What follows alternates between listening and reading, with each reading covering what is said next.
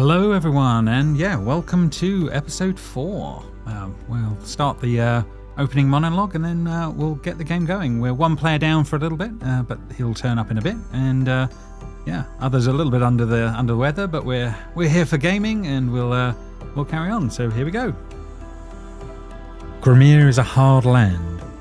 The north is home to islands covered by ice and snow, battered continuously by frigid winds, whereas the lands of the south are inundated with volcanoes and jagged plains of lava rock.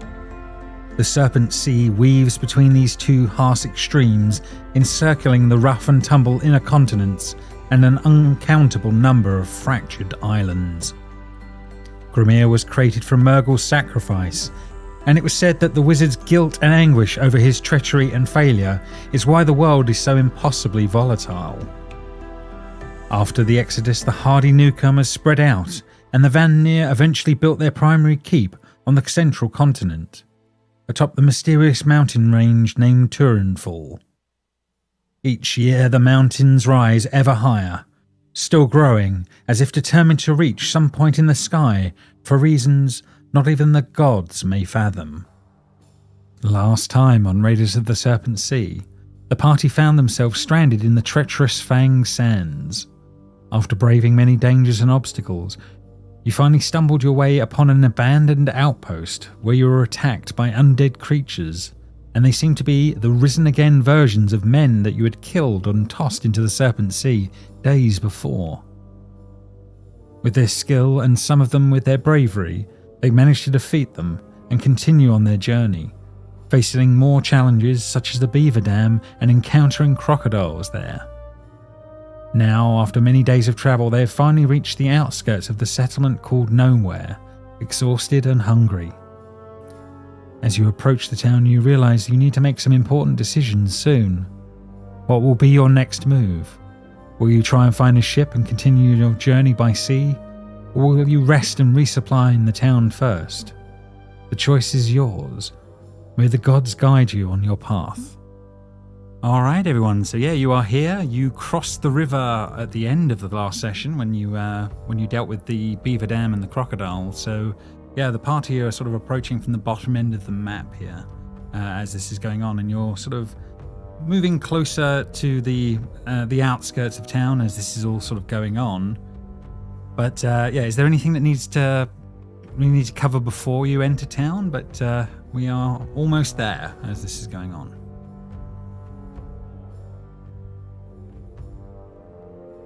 Okay. Do you think they will have meat? I'm sure Quite they'll possible. have. I certainly hope so. I don't think that's what we need now. I mean, speak for yourself. I I am speaking for myself. I do not need meat. oh, you're so funny.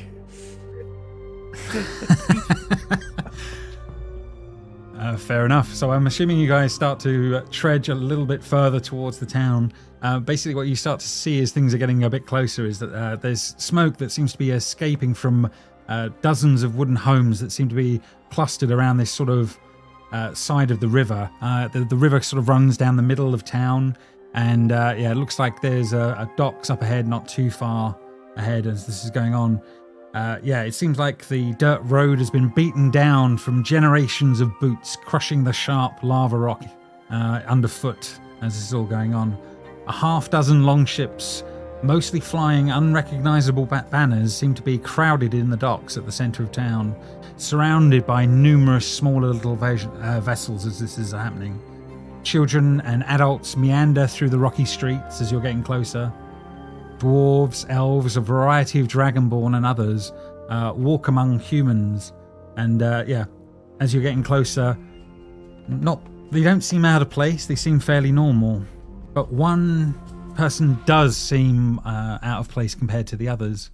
A woman with curled horns, light red skin, and pointed teeth at the edge of town.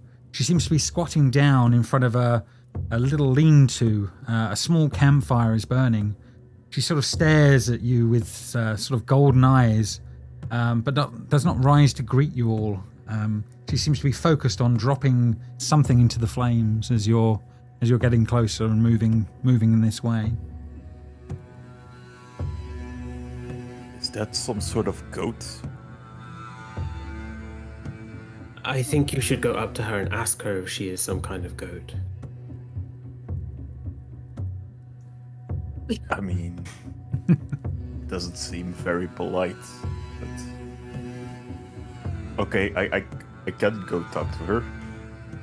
No, okay. So Baldur sort of walks up towards her.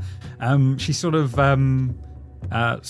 eventually notices this man making his way over, and she sort of looks up a little bit, looking a little confused at you as she's almost your height, squatted down in the moments as she's by this fire. Oh, so she's big. I mean, she's quite small, tall, but yeah, she's quite okay. tall. Yeah, for a tiefling anyway. Hello. I am quite sorry, but we have never. I mean, this is awfully rude. Hello, my name is Baldur. Pleased to meet you. I must say, you have a very striking visage, something we are not quite used to.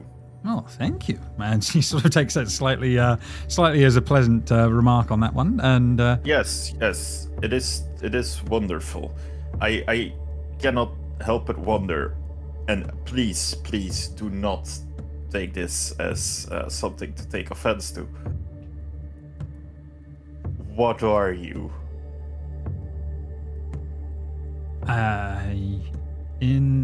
Because of the she looks at that one. You've never run into a tiefling before, ever? Have we? That's Probably not, right? probably not. No, it's incredibly rare on that front. But yeah, she seems like slightly taken aback that you may never have seen one.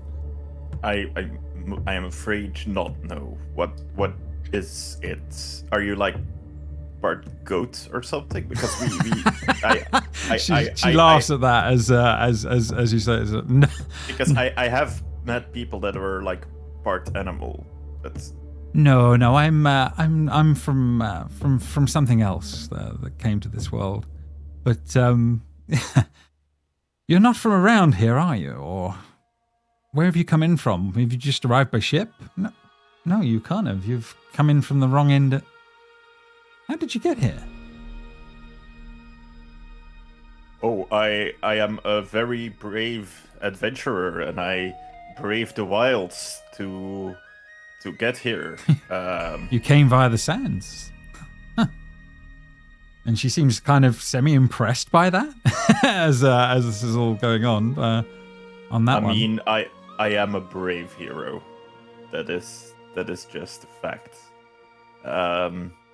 But maybe are you familiar with the town? Yeah, I've been here for a long time. Yeah. I know this is asking a lot, but would you maybe want to guide us around? Newcomers wanting to know a little bit about the town? It's not impossible. And so she sort of puts out a hand, sort of implying, whatever you feel Baldur would think that would be implying as this is kind of going on. I will like, as she stretches out her hand, I'll like grab her like forearm and like sort of pull her up, I guess. Oh. Like in some sort of like, you know, the sort of a handshake as she's pulled to her feet.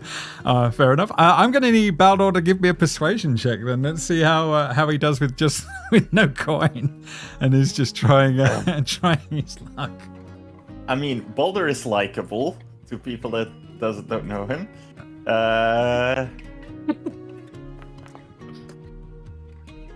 Only a 12 though. Fair enough. Yeah, on that one. She says, "Well, I suppose I can spare a bit of time for newcomers, at least as a start point. But what are you looking for? What do you need? you've come in by land, but what's your plans? What do you need to know? A general overview would be nice. Maybe know who's in charge. Oh, and mead. Where can we find mead? Well, that one I can help you with. That's easy enough. You see over there on one side, and she sort of points up towards what looks to be like a docks. You know, would you be willing to come back to my group and explain it there? Sure. There's more of you. as you start to pull off. I mean, yes, they are my companions. You know, I am like a brave warrior, and they sort of follow me around. It's very it's like a little fan club, basically. Are we hearing this? Was this far enough? It was far enough. I'm assuming it was far enough away that now. But now Baldur starts to bring you over. You will hear him muttering things as this is going on. But yeah, this tiefling woman is kind of brought over to the group, over to all, and she sort of looks around all of you and just sort of takes you all in, and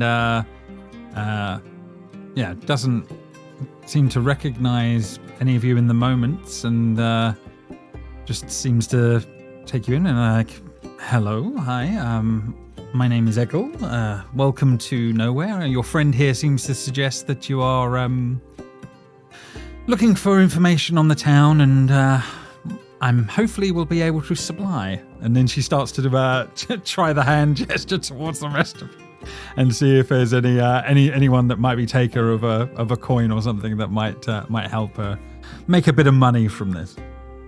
Did he perhaps mention he thinks you're a goat?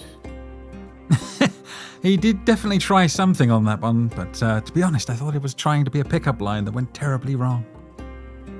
I mean, it could be. It wouldn't be the first time something like that's been tried, but anyway, yes, it wasn't too bad. But anyway, yes, so welcome, I guess. You've managed to make your way here. So you all came across the sands? That seems very brave, or possibly foolhardy, one of the two. Boat first, then sands, then boat, burnt, then sands again? Ah, no choice if you have no boat. I see. Well, that kind of makes sense. Well, there are a few crews in town. They sometimes take passengers. I mean, it's not usually very cheap for that. Where would you be trying to head to? Do you know? We must return to the Volve. We have dire news that they must hear. Mm-hmm. And she sort of blinks at that though in the moment, and sort of takes that in and is like, that seems interesting. Okay, well, yes, I mean, I'm sure passage can be bought and you can try and figure out whatever you need for that purpose, but Can I ask you something? Why that hesitation? Well, it's the Volve don't usually get involved in everything. It's kind of unusual that you just don't want travel to Holwick or somewhere more normal, but yes, I suppose you seem like a strange group. We have established we are brave heroes. Well, I'm sure you'll fit right in with the drinking crews in town. They all think they're brave heroes. Some of them are better than others. Anyway, yes, I'll explain a few things that'll help you start on your way. If that might be a way of doing things. At the docks, there's a few chaps there that'll probably be able to help you. Cellophane, he's kind of like the dock captain, I guess, is probably your best way of putting it. He can allow you to have a fairing and someone to take you across the river if you want to go across and get hold of any of this mead that your friend Baldur was asking about. The Eye of the Storm is the tavern on the other side of town. That'll probably be it's your best bet for anything like that. There's shopping and a few other things on that side of the ship, on the other side of the town as well. On this side, you have, there's farms, there's warehouses. the shipbuilders at the far end of town. The woods where the strange wooden fellow is, the seer guy. And then the tents just outside at the other end of town. It's it's fairly busy, and there'll be plenty of things on that front. But yes, I suppose if it's just a matter of what else might you be looking for? We looking to stay here? I don't really know. I can't remember the time frame that we. Yeah, no, fair enough. I'll give you the sort of the out of character context for a moment on that one. So yeah, from your point of view, you are without ship, so you do need to find a way of getting a ship. Your main goals are to get the information that you got from the tower and take it back to the Volve. There's a couple of problems with doing that. One is you have to have a ship to get out and make that happen. The other one is that the Volve are in a place called the Drift Hall. Now the Drift Hall is made up of ships, many ships from all the clans, and it's on the move. So actually finding it is not the easiest thing in the world to pull off, but it is something that it will. Yeah, it's the main goal that you will have to try and achieve to get rid of people like a small child that you managed to collect and certain other items that you have on you and for things like that. But yeah, you don't have a full idea of best where to go, but step one, make sure that you have a ship. Speaking of that, I'm sure that Hrolf would have asked Zisa to hide the head, so it is in her pack. She's not carrying it out. Fair enough. That definitely makes sense as that one is going on. And yeah, there's definitely been a little bit of trying to be on reasonable behaviour for a little bit until they know Hrolf has sort of said until we know the lay of the land and maybe who the captains of some of these ships are. It might be best that we spend a little time working out what's going on in town. But yeah, she sort of says, but yeah, I mean, that would be probably the key things. Maybe the docks, if you need a seer or something along those lines. Kicking in the woods would probably be a good bet if you just wanted to have some sort of spiritual guidance of some sort. He is an interesting fellow, I will definitely say that. If you need mead and bits like that, the Eye of the Storm will definitely be more the place to go. It's honestly, yes, it's not a bad little place once you get used to it. I mean, mead is all the spiritual guidance I need. That is not correct. I agree, but I also would like to go see this wooden fellow. Yeah, Hrolf kind of says, saying, if a seer is truly here in nowhere, that might be a place to start in some ways. Someone that can maybe have contact with the gods or the Volve could be important. I'm not against that. If we do stay on this side of the river. Holder, you were going to say? I just think getting a boat sorted should be priority because if we're gonna buy one or if we're gonna have one made, that's gonna take time. So if we get that started now, we can then do everything else afterwards. Agreed. We should be working on a ship. I definitely think the key goal will probably be finding the captains. Any captains we can either deal with or deal with, I guess. Either way, but we will have to figure that out. That's certainly true. Perhaps we can talk to whoever is in charge. Maybe they can help us acquire such service. Beowyn is the leader of town. She should be around here somewhere on this side of the river. Possibly towards the Great Hall is one possibility. Eggle sort of suggests as this is all sort of going on.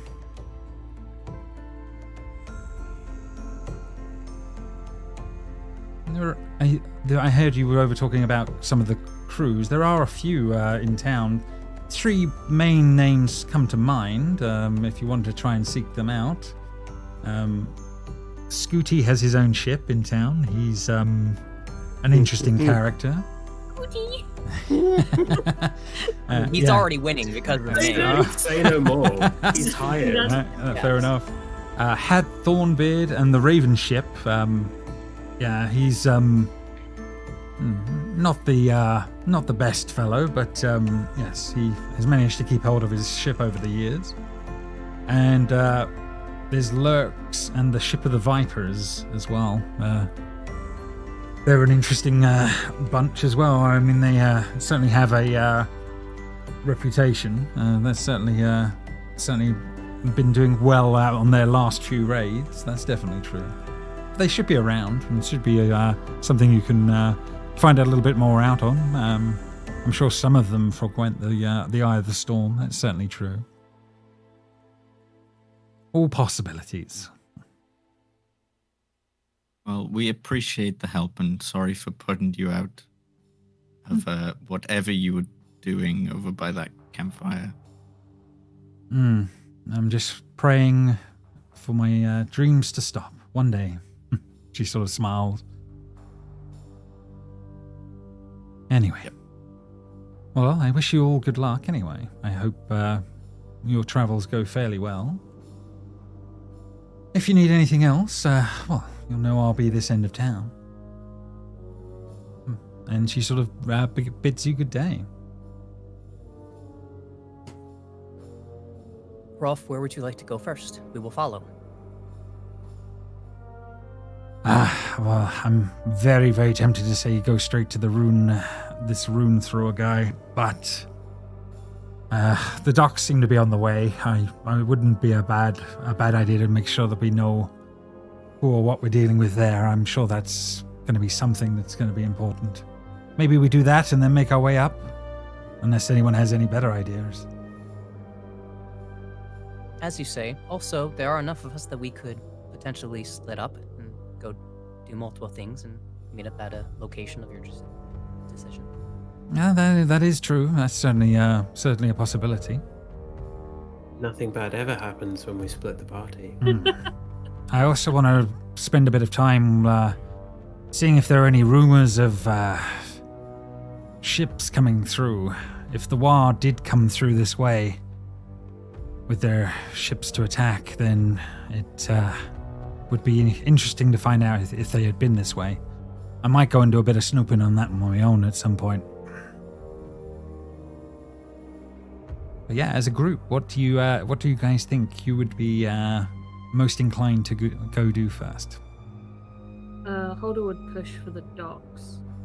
Yeah, the docks make the most sense because they're like right next to us, right? Yeah, so they're on the way to everywhere else. They're literally the next step up on here. That's absolutely Yeah, and true. there was like a ferryman that can get you to the other side of town, right? Correct. Yes. Yeah, that's And, absolutely true.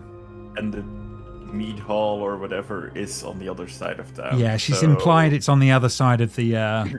Yeah, docks is the way to go in my book. I mean, No he problem. hates to agree with Hodor, but you know. Some things just make common sense in the Just moments. of a what's going on. question: this exclamation mark, was this the tiefling? That was the or- tiefling on that Okay, one. yeah, Yes, yeah. yes. I know the completionist kicks in when I start when I start putting these little icons out. So yeah, you guys make your way up to the docks. That's no problem as this is going on. It seems like there is numerous docks along this side of the river. They seem to be loads of 3 or 4 long ships that are tied up. There seems to be crews here on that front that seem to be going on, but you do notice a thin, short elf that sort of stands out. He seems to be barking orders at a group of humans, elves, and gnomes, and they seem to be working along the waterfront, working on loading and unloading a few of the bigger ships and one of the small fairings.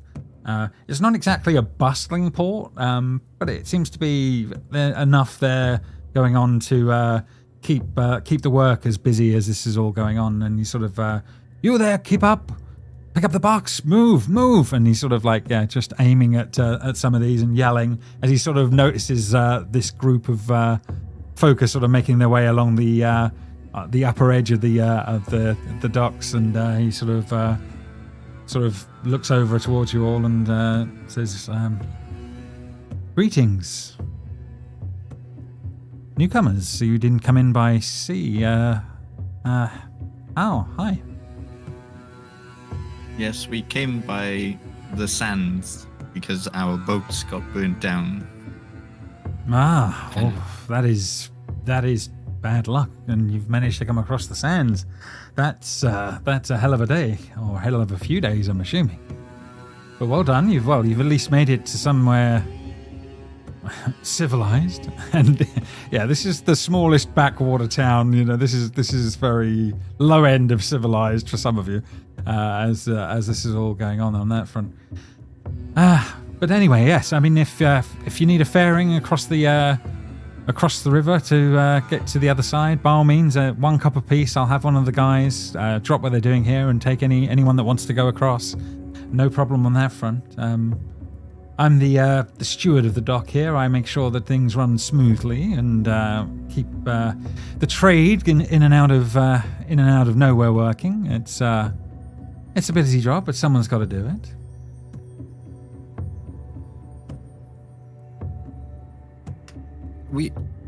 We would like to go across, but we're also looking for a boat ourselves, and a crew, hopefully. Oh, wow. Okay. Well, I mean, you could try and purchase a ship, I suppose, is one way of doing it. You could see if one of the captains is willing to sell their personal ship. That's one possibility. However, I do know the shipbuilders are also building one. You might be able to put down the gold for it that way. I mean, they're not cheap, but if you have the coin. How much coin are we talking about? I don't know what they're willing to barter down to, but I do believe it was a fair portion of money. I don't think it was a few thousand gold, but you would have to check with them and see what they were willing to go down to on that front. I mean, I know the other option. Some of them will allow you to purchase places on their ship if you want it for travel. That usually comes in a lot cheaper. I think they do that usually at something like 25 to 30 gold pieces a person. It's usually more reasonable at that point. Yes, that is probably the way we are going to go. Where do these sort of people hang out that we can go talk to the captains? Oh, that's a very good point. I mean, some of them have been a bit more surly than others, I must admit. I think overall, one of the easiest ones to probably find is... 1 second. Just assuming the mead hall. Yes, I just wanted to make sure I tell you which is the correct one that would possibly be over there on that one. I think some of Scooty's crew are probably already over there drinking already. That's probably true. As to the location of their captains, some of them drink there overnight. It is possible that you might be able to find them there. It's certainly something you should be looking into if you're willing to spend some gold to purchase that. And that's one way. It also doesn't hurt to butter them up and buy them some mead once in a while. Some of them like that more than others. What can you tell us of the captains that are currently docked? They're an interesting bunch. I mean, Scooty, he has a solid vessel. I know, I'll give him that much. She's well made. He's He's a middle-aged, aging man. As far as I can tell from his crew, I've not spoken to him directly. They're quite proud of their captain, although I do understand that the last of their raids recently have kind of gone fairly poorly. Apparently he's irritable, but a good man. He's hard work from whenever I have seen him. I know his crew are very cautious of him, but I do know that their raids have been going very well lately, so I know his crew are pretty happy with him. They've done quite well. apparently he is courageous to a fault, but yeah, not the easiest to get along with. And Lurtz... That sounds very familiar, yes. Courageous to a fault. Lurtz, he's been a captain for many years. I think he inherited his vessel from his parents, as I recall hearing.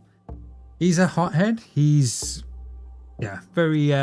very easily riled up would be the best way of putting it. But he's wary of newcomers and things like that, as far as I'm aware. I understand that they've had very little loot from their past raids as well. They've not done so well in the raiding season, so take that as what you will. We aren't exactly looking for a raiding party. We need safe travel to somewhere quite dangerous. So we're looking for more people that would be able to survive that sort of travel, really. Well, I mean, they will certainly, if you pay them well enough, they will. Some of those crews are more capable than others, but they're certainly up for that kind of a thing if need be. Your other option, of course, is to basically purchase a ship of your own and then put together your own crew, maybe with help with people around here. That is certainly another possibility if you're so inclined. And as he's sort of looking around at you all and trying to take you in and sort of work out how much value you might have, it's probably not the easiest thing to work out, but it's certainly a strange bunch as he's looking around at you all. But yes, there's certainly many an option as this is going on. Do I know you? And he's sort of Silifin is sort of looking at Hrolf for a moment, and he sort of gives him a little bit of a smile and says, I have a feeling that you might be someone I've met before." And Hrolf is sort of like nodding and sort of says, "Well, I may have been in a fight or two, and I may have been around these lands. It's not impossible." Then he sort of gives him a sort of a wry smile, and there's kind of a moment between them where they're kind of like, you think they might be clicking that he might know him at least fractionally as this is all going on. But yeah, so they seem like they may know each other a little bit as this is all going on.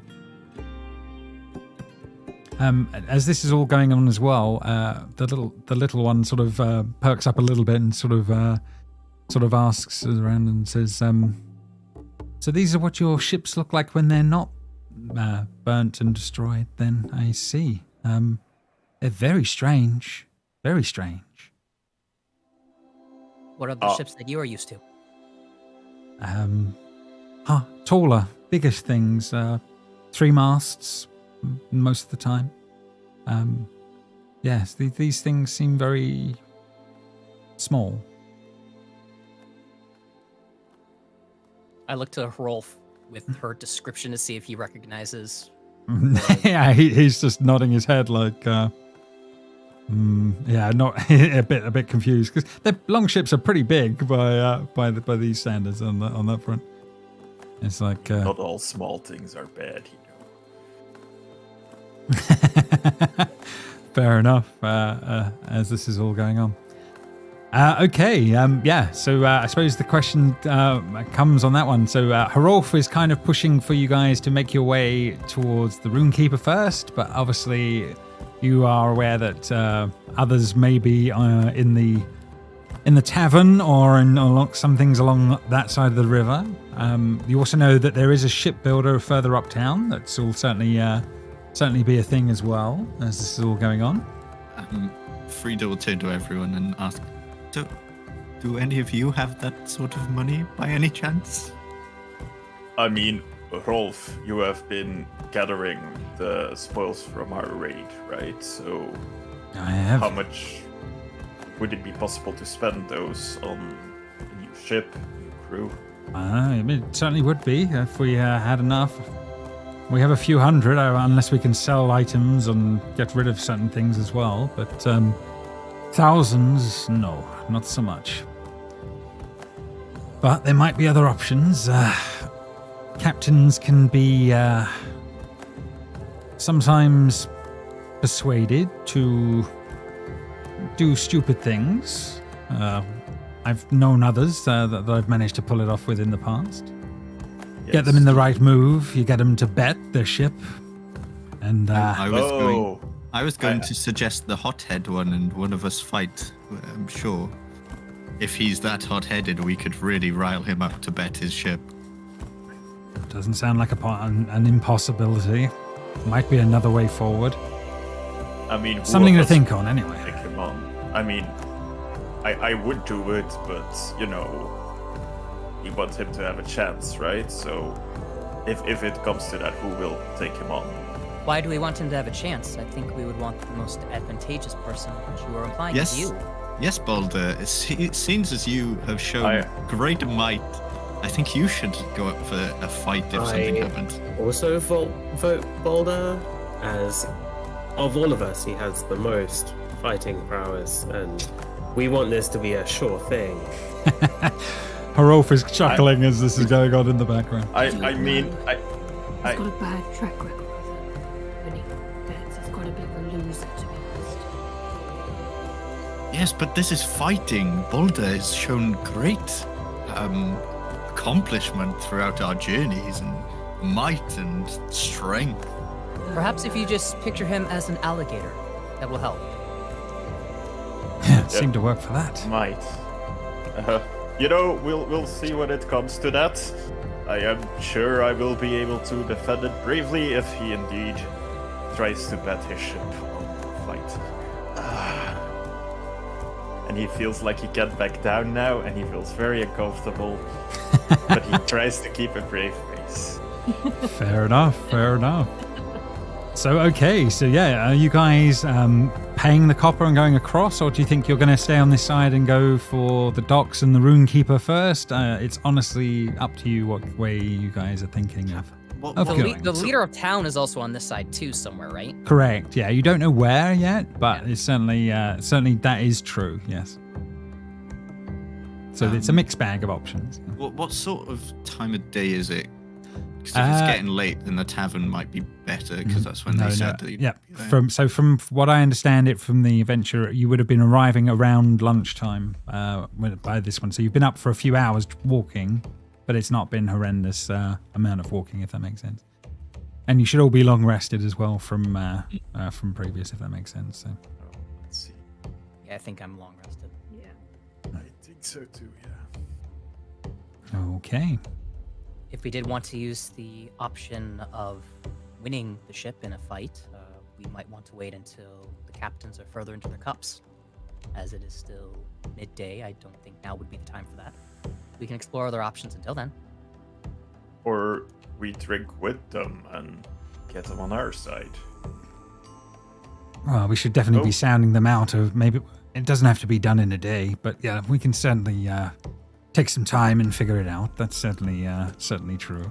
We can have some mead as well. I'm not against that. And Harolf seems to be not completely against that. But I would like to at least check out the what the seers were before I was too far into me mead, and that would definitely be true. And we can go see the seer next. Perhaps they will know where their Volve is. Blight, you've been quiet. What do you think of this situation? Yes, give us your opinion. We know you've been listening so intently. I've just been listening to you all, you know. I'm happy to be here and intently listening. Fair enough. Well, welcome anyway. Right. So yes. I suppose the question is, are you? Is it to the Eye of the Storm and the drinks, or is it explore this side of town, making your way towards where you've been told this rune keeper is? If we're going to the rune keeper, it looks like the ship maker is like right below it, so we might be able to do the ship maker first. Absolutely, certainly something you can definitely bear in mind as you're going. So yeah, it certainly looks like there is bits and bobs going on that you could make your way towards that side of things. That's certainly true. Okay, so yeah, it sounds like you guys will stay on this side of the river for a little bit and making your way up. You will start by going past bunches of different warehouses and bits and bobs as this is all going on. I believe you get to around here when the next section will kick in. 1 second, let me bring up the right one.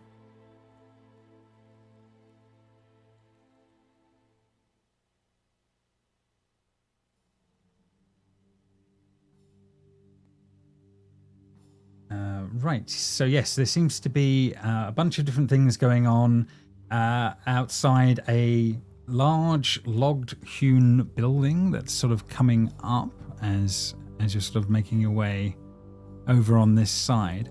Seems to be like a larger hall of some description that seems to be coming up on one side. Yeah, there seems to be a couple of priests, or what look like sort of priests, that seem to be hanging around on the outskirts of this sort of building as this is going on. The first one is a tall folk, so a much larger woman, but sort of with slightly priestly robes would probably be the best way of putting it. Along with another woman that seems to be, and they seem to be talking between each other as time is going on, and they're discussing a few things as you guys are walking by, and they sort of look over towards you all and say, "Welcome. Have you come to pray to the gods at all, or make a donation?" No. That is not our current goal, but that's not to say that we wouldn't later. Well, may Is the gods there- be with you anyway. Is there like a sign, like which god specifically they worship? Because like I know for each of our clans they have like a specific god. Yeah, right? so unlike what you would normally have, where most places that you would normally go, you would have specific shrines to each of the different gods. In this case, this one is a mishmash of many of them, which is very unusual. You don't normally have that where you're from normally there. So yes, it's a bit strange to see pretty much one visage of most of the different gods. Aldeheim, the twins, there's a few other things going on. It's all a bit it's all a bit mishmash from what you can see. But if you do ask them directly, all the gods are welcome here in our little place. It is the way of things in such a small town. But, We accept all like, faiths, all gods.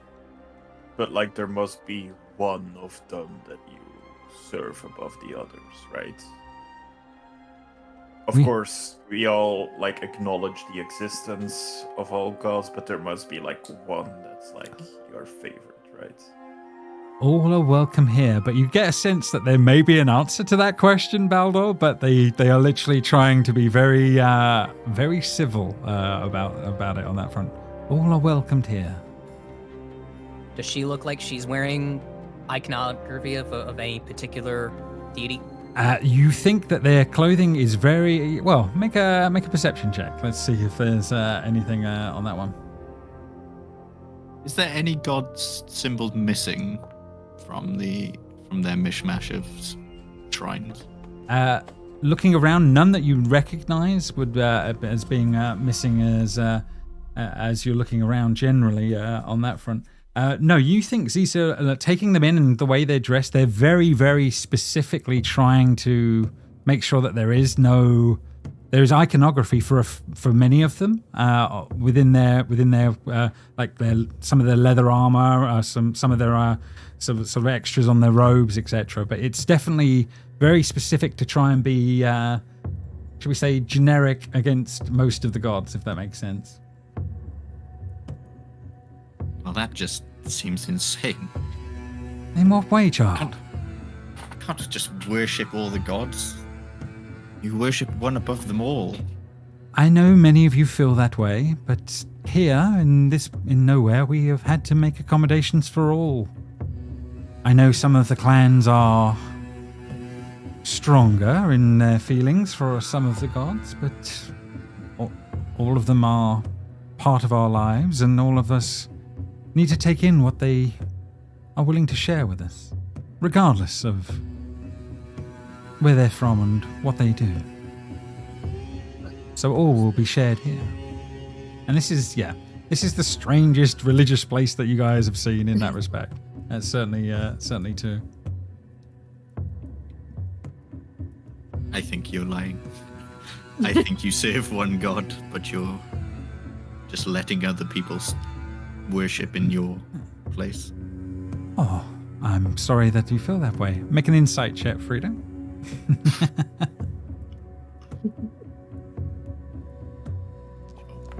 gonna be very good.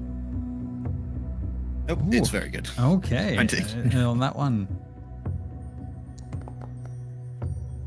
She rolls literally a 5 plus her. So yeah, you're pretty sure that you are correct. However, that is not. Yeah, she has obviously lied to you to make that call as that's going on.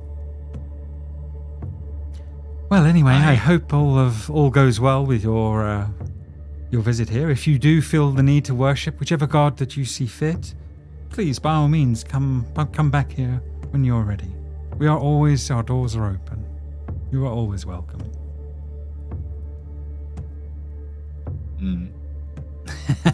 As Frida sort of is unconvinced as time is sort of passing as this is going on.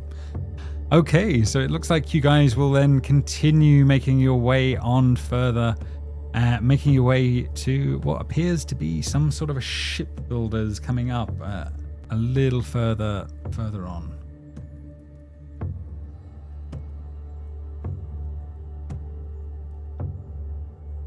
One second. On our way there, Zisa will ask Horolf, you have been to many places. Have you seen houses of worship that have been split evenly among the deities? I've seen some before where there's been maybe 2 of the gods that the peoples have been sharing, but no, not all the gods. That's very strange. Very strange. But then what people do in the name of the gods can be very strange. Well, you're looking at one that did strange things for the gods. As you say. They were lying about that to us. They definitely only worship one above the rest. To be sure, I can imagine that be true, Frida. It wouldn't surprise me.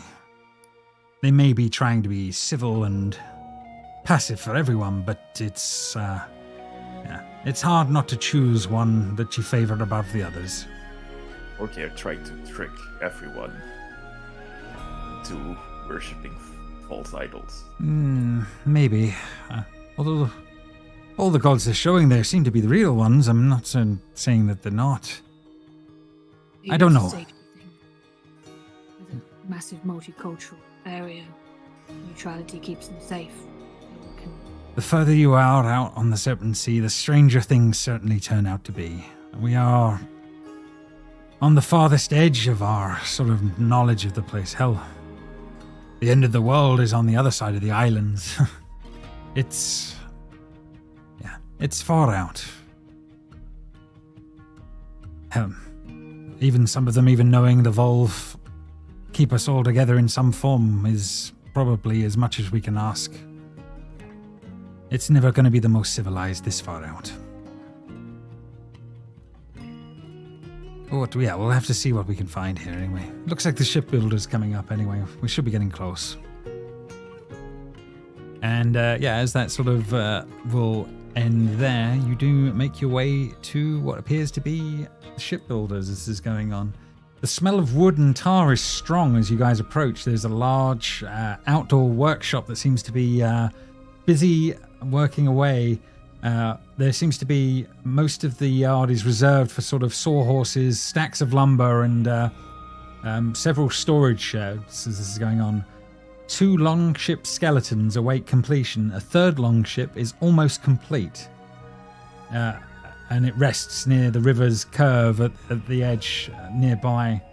It looks like only the prow needs a bit of finishing work, but the rest is sort of coming together much more as this is all sort of coming together as that's the one. But yeah, you see a man sort of sort of looks up and from what was going on, and he sort of takes you all in with that one and says, "You come to see the ships getting close, and that new folks around here. Welcome."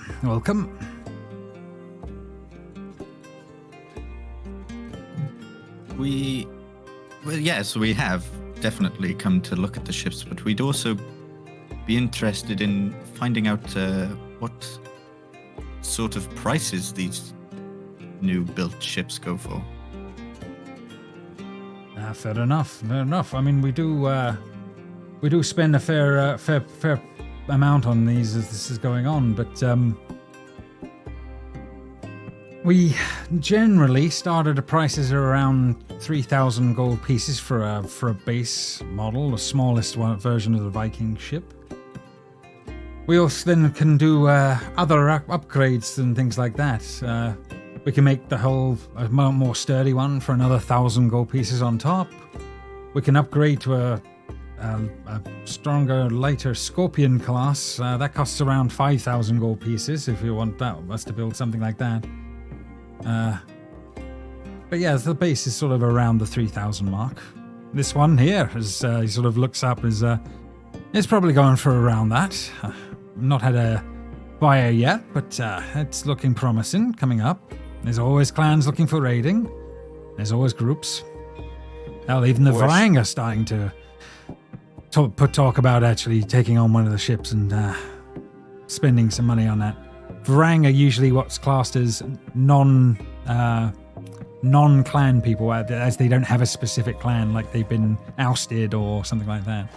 But that's an unusual term, but yeah, it's probably what some of these people around here are made up of, if that makes sense. Question. Is like the ship that's almost finished, how close is it sitting to the water? It is within, it's about 5-10 meters away from the water's edge, if that makes sense. It looks like they're on the final stretch of next few days finishing off, and then it would be ready to go.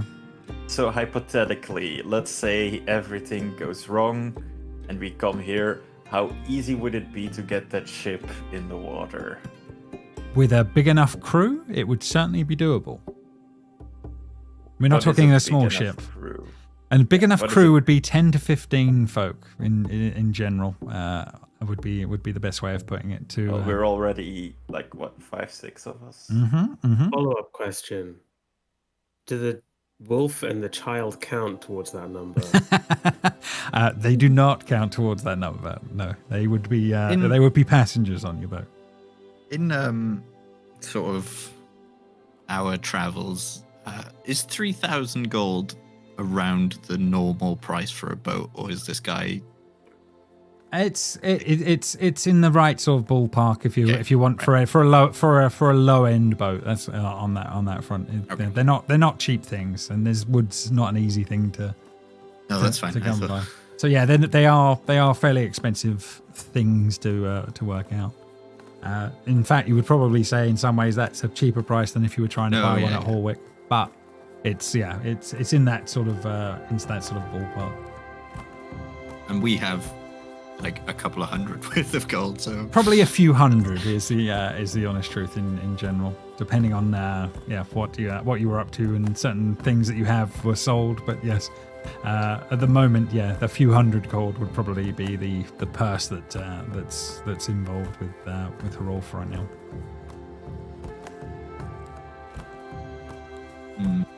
But anyway, the ship's going to be done in a few days. We're going to have an auction if we don't get a firm offer, which we've not had yet. But are you guys thinking of buying, or? Wait, this is going to auction, not just being sold? It might go to auction. I think it'll. If we don't get a firm offer in a few days, we'll probably put it up for auction. Yeah. And what sort of price would an auction fetch for it? It depends on the day. I mean, that's definitely true. And it depends how much the folks bid it up. It's hard to say. The starting would be around 2,000 gold, and then we would see from there. That's if we don't have a firm buyer in the next few days anyway. which we normally do. He sort of smiles at that. Any of these being built specifically for somebody in mind? Oh, well, yeah, one is over there. It's that one at the back. And yeah, you see the earlier one of the ones that's about less than a quarter built is actually on that one. Yeah, that's sort of been ordered by the main estate here. They're putting the money slowly towards it. Eventually it'll get finished and built, but it's been on the slower end of things. They seem to be that the amount they're charging for taxes, they're not putting it all towards boats, so that'll be a ways off yet. But they want their own one at some point. I'm surprised they haven't raised the taxes to get it quicker, but maybe the people wouldn't have gone for that.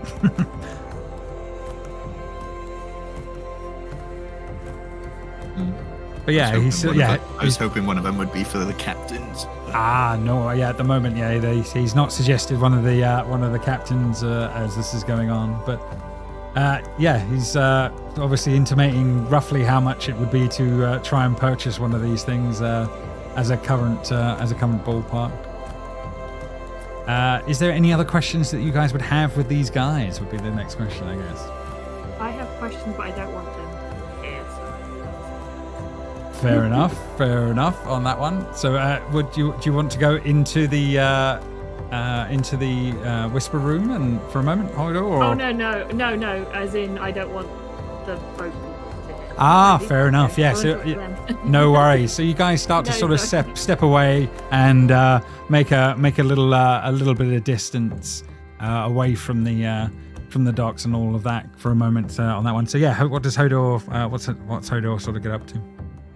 Does anyone know if there's any legal requirements for boats to be sold? Like anything? I don't know if there's a certain thing about the boat that makes it not eligible for sale. If you're talking about... Well, if it don't float, yeah, Harol says if it doesn't float, that's usually a good one. No, I was meaning if there was protocols. If they can't reach those protocols, are they allowed to sell it? Because if the boat happens to be at that stage... Yeah, I do have to say in Luton, we have like strict quality control laws on all of our boats.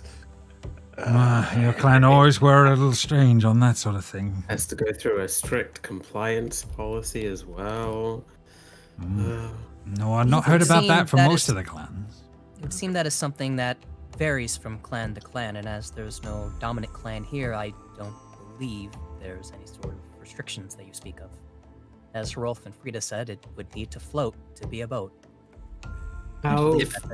If you're talking about theft, then that is not something I'm comfortable with, sorry. If there's something not right with it legally for selling, then we charitably take it off their hands as a form of recycling with permission. I don't think sold, just going to dissuade everyone else from placing bids. That's Say the true. boat is cursed or something. Yeah, there's certainly another option there. We could possibly, dissuade any bidders. Then they would certainly have to bring down their price if that was true. That might work in a few days. That's not a bad one. Maybe if we can get the spirits on our side, and there's someone saying that it's not going to be worthy. Yeah, maybe. I'm not against a bit of that if it brings down the price.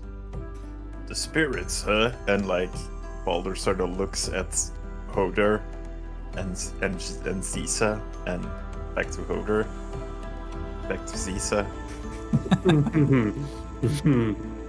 What? Did you guys do anything like that? I do not commune with spirits. Outside of my familiar. As the raven is sort of, is around it somewhere, I'm sure.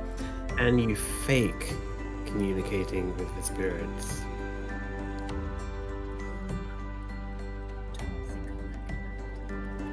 Check my stats. Not currently. Well, Rolf sort of said, well, there's something to think on anyway. Shall we see what's going on a bit further afield before we worry about that. Maybe that's something to think on once we've had a bit of mead later on. Yes. Maybe we should communicate with someone who can talk with the spirits. Fair. Okay, so yeah, you guys are beginning to walk away from the shipbuilders towards the woods and what's been described as a rune keeper of some sort. But first of all, will someone please roll me a d20, please? It's time for a random event in town. Let's see what's going to happen. Jamie, you were late. You do it. Oh, sorry. Oh, damn it. Already there. That's okay. That's all right. Rowder has chosen as this is going on.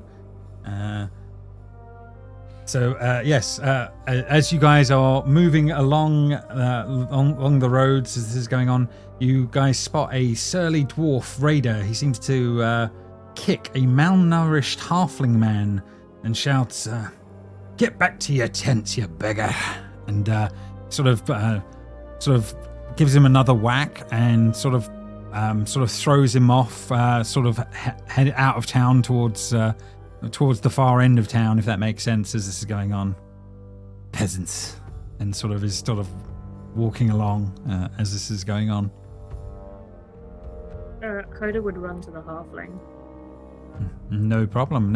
Yeah, he he looks very malnourished and not the best fed in the world as you make your way up to him, and he sort of startles for a moment and thinks he's going to get another kick, and as he turns around, and then hello, and seems very timid in the moment. Coda will try and look as unthreatening as possible. Despite appearances, and we'll say, "No, here to hurt you. I'm here to check if you're alright. You got any injuries of any kind?" I'm fine. No, I'm okay. It's just I just wanted a bit of money for bread. I thought I could maybe, but the guy took offense. And you can see this guy is painfully thin as you're actually looking at him. Is this level of poverty common here? Yeah, well, I mean, for those that haven't got homes yet, yeah, the winters have been hard here. We've all a lot of us have had to come from the outskirts in, and the town's not been the most welcoming, let's say it that way. It's been harsh for a while. There's a fair few of us now. There's a lot of tents on the outskirts. It's almost its own community, but we've not got a lot, and we're always hungry. It's hard to get our fair share.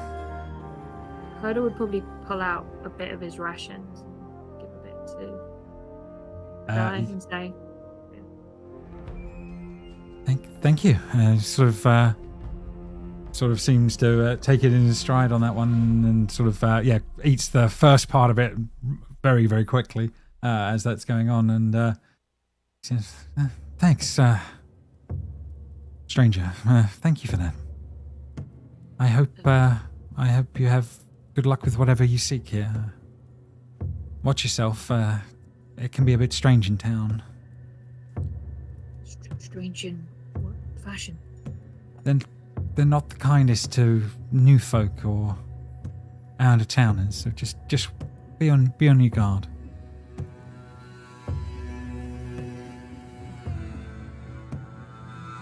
Well, keep yourself safe and out of trouble. If anything else happens, look for either me or my group over there, and he'll indicate everyone behind. We'll keep you safe. Thank you. And he tips his hand to you a little bit, and then starts to run off back towards this far area of the town, quite far off over this way. But yeah, he starts making his way out. I'd go back to the group, and I would say, Only the class disparity is a common problem here. People in the tents are poverty-stricken outsiders. Clear divide, apparently. That's not an uncommon sight. Did Hrolf, they mention if they yeah. would be capable of manning a ship? Well, most of them will be raiders, I'm sure. I mean, there's bound to be some amongst them that would be good enough to be able to be crew. I'm sure some will be green, but yeah, it's possible that we might be able to get some people that would be useful as crew. It's worth Then thinking they could about. be of use. Yes, something to keep in mind. Hoda's clearly like disgruntled by the fact that Rolf and Aziza's first thought is whether or not they can be used, rather than, hey, this is a horrible social situation that they're in, and it's very clear by his face that he's not happy with their response. Fair enough. But yeah, it's certainly certainly Hrolf's first thoughts are of what use as a crew they could possibly be in there as a possibility. That is definitely true. The goat lady also didn't seem to be doing much. She might also be an option, I think. Yeah, maybe she's a good one to actually go and figure out who might be willing to be crew if a new ship was to be found. Might be an interesting way. They'll get paid. They'll have part of the loot. Might be more up the street of people that are being a little bit more marginalized here. That's fine for the 5 or 6 we hire. What about the rest of them? Well, winters are harsh. They are not our problem. They are weak. They will die off. But we could possibly help them. That is not our mission. We need to get back to the Whatever. Volve. We need to tell them of Ragnarok. We need to tell them of the Jotun. Not everything's about a mission. I mean, if everything happens like we apparently saw, then it won't matter if these people are starving or marginalized. Hoda's gonna like round on Boldor with like fury in his eyes and say, With a mindset like that, I hope you don't become giant. and like storms away. Oof. Fair enough. So yes, seems yes, as usual there is a bit of something going on between the brothers in the moment, but you guys are able to make your way a little further across and out towards the woods as this is all going on. It seems to open up into a little area coming up. 1 second. And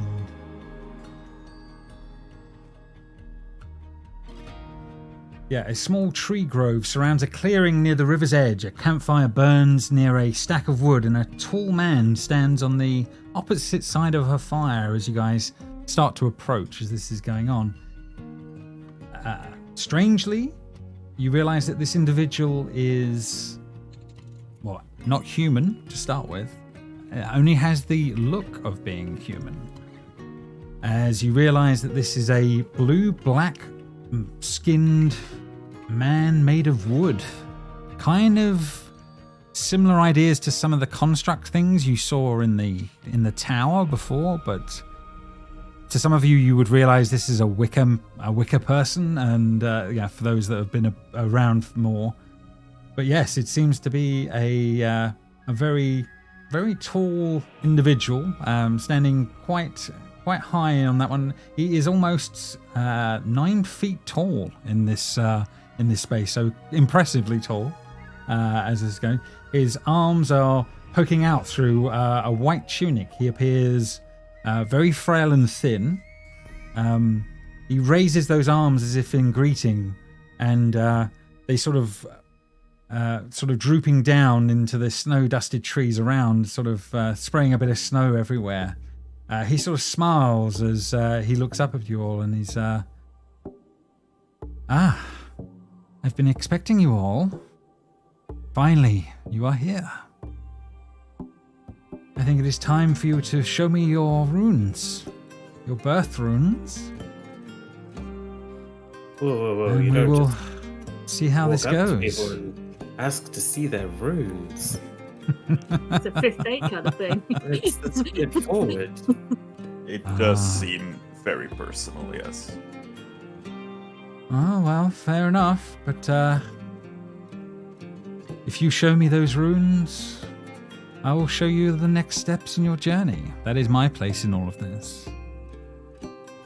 Who is willing to come forward?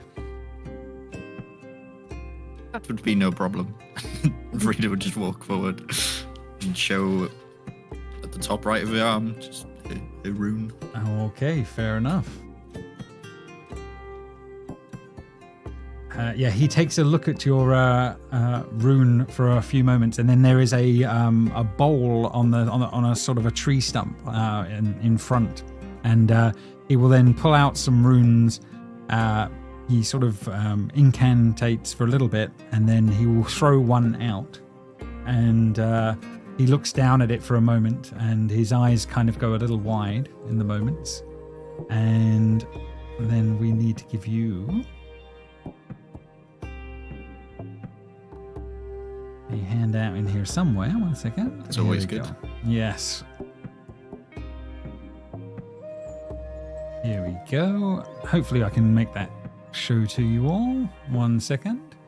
So yes, this is the rune that he draws for you, Frida, in the moment, and he looks at it and says, "In this rune, I see a king passing a coin to a varang. I see the glimmer of drawn swords. I see the blood of your family in this rune. I see the fate that must take you to this varang. The answers you seek are here, in nowhere. I see a black dragonborn. He is the one that you seek." Where? This is the first time Frida's been like, what? He knows my family? I believe he was paid, and your family are no longer here. He will have answers, or will die not telling you. But he is here, and you must seek him. Yes, here is a very big place. Nowhere is rather large. Where, do you have any idea where? I'd rather him not die without telling me about the information about my family. A black dragonborn should stand out. I'm sure someone will be able to find, although I do not know the individual. I only see what the gods allow me to see.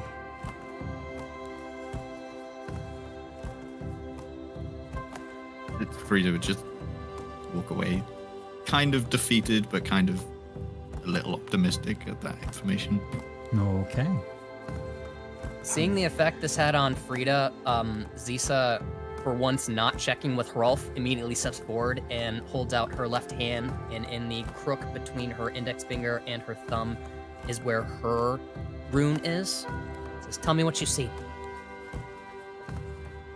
Very well. And he incantates a little bit again, and he will draw a rune for you in this case.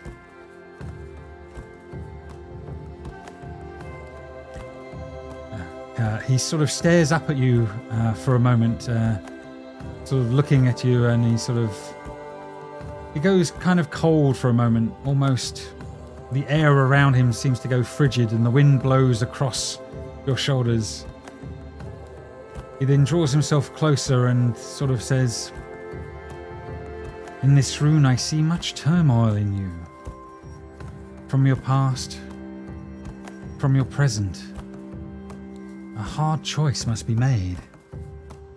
You have something important on you.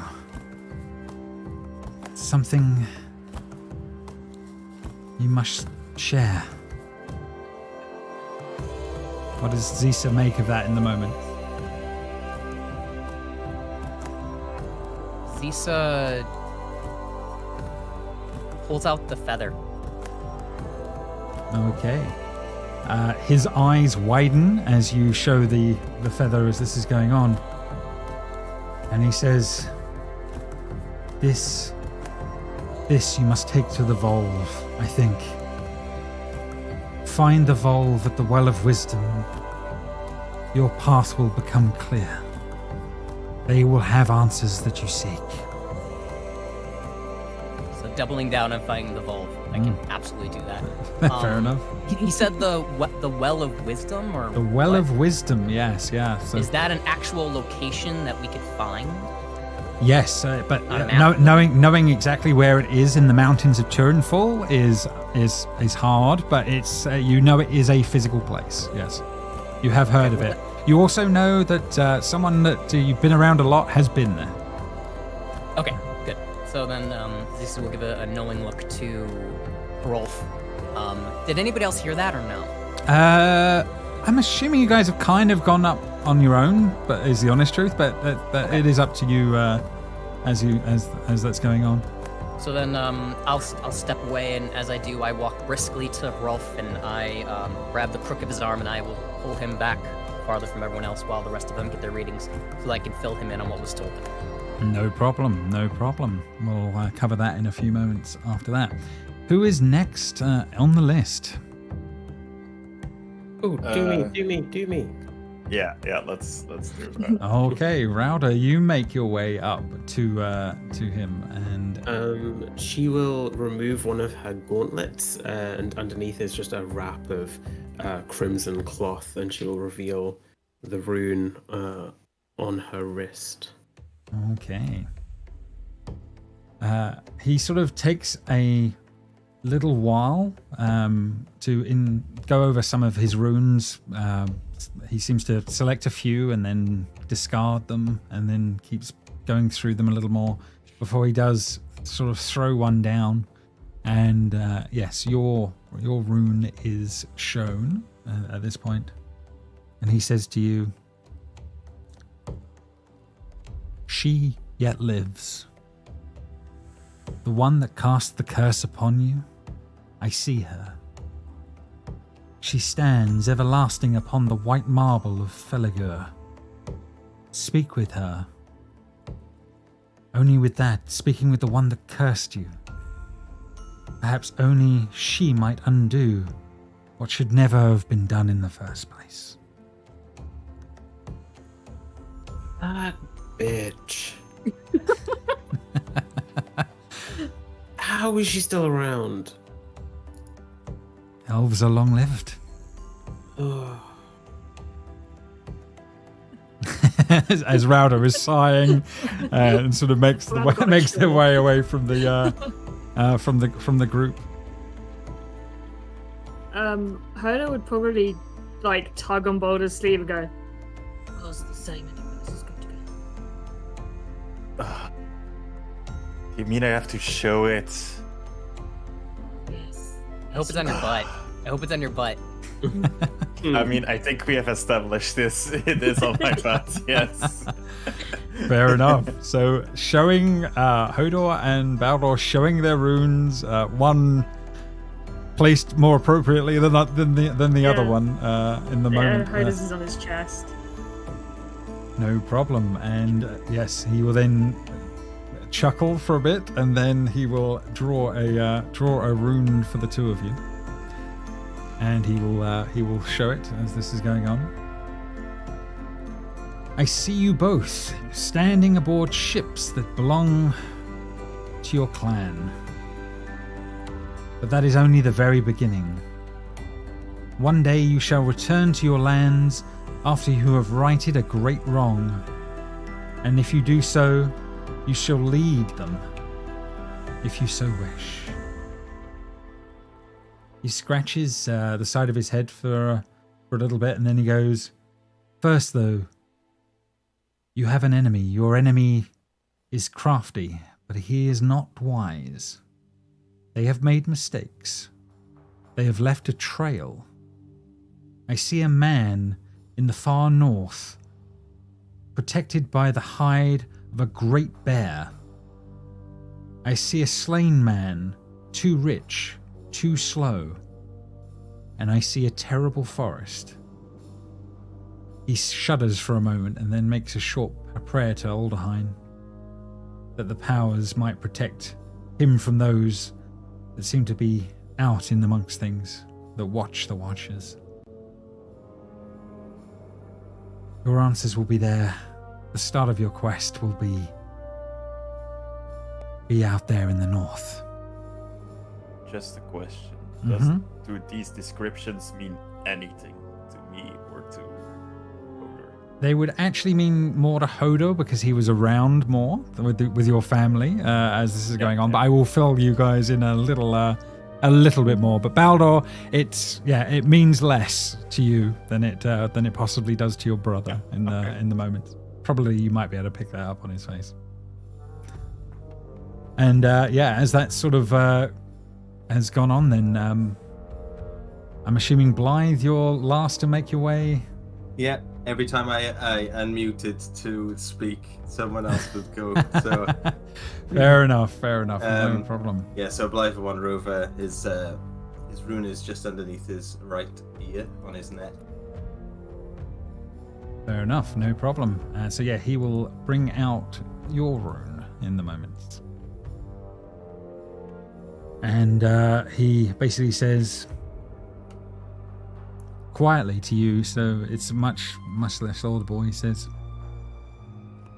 a place I see, a terrible place, a place that seems unreal even to me. An old tower.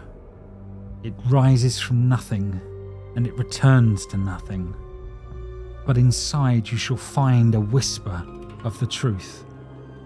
Twice you shall walk those halls, as you must.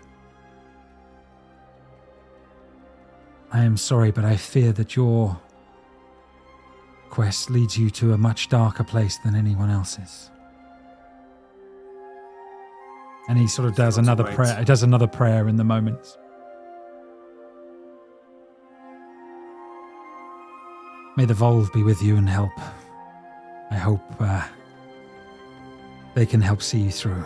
And he sort of passes on a blessing in the moment as this is going on. Blythe nods, takes the blessing, just turns around.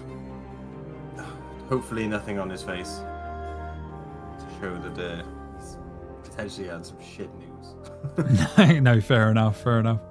As there's just a raven off to one side, sort of watching this sort of scenario go down, realizing in the moment, oh no, that might actually just be Caesar's, as that's going on.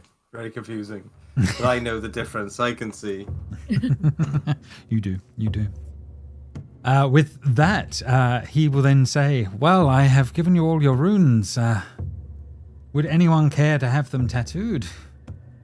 So that you know for all what is to come. I would. That would be lovely. And you can kind of see Frida's like a bit shaken up. She's not herself, and she's clutching something that none of you have ever seen before off her. And it's a small knife with you can kind of see some sort of insignia on the hilt of it, and she's got a bit of. Her eyes are a bit misty, and she walks up to the man and asks her to tattoo it on just next to her other rune. No problem. He will spend the time doing that for a little bit. As that's going on, for your future reference, anytime you use inspiration, you will get a +1 mechanically for having that rune. So many inspirations. I will get like it tattooed, but like Same. On the butt, or are we going somewhere? The other cheek. The other cheek. you know, can I get it lower back tattooed? That might Oh, be like a like tramp stamp. You're going for the tramp stamp. Fair enough. Is anyone not having it? Their rune tattooed, I suppose, will be the more of the question. Then we can have a moment on that front. Zisa usually tattoos herself. I don't know. I think she would. just because this being has provided answers, and perhaps his inscription would aid more than her own. Okay, no problem. So yeah, there'll be a scene of each one having their rune tattooed, and yes, from now on, everyone will be getting a +1 to any time you have an inspiration roll. So that's good to note on that one. But I think what we'll do is we will go to the break at that point, go grab some drinks, and then we will return for the second half. Then we go to break. Sounds good.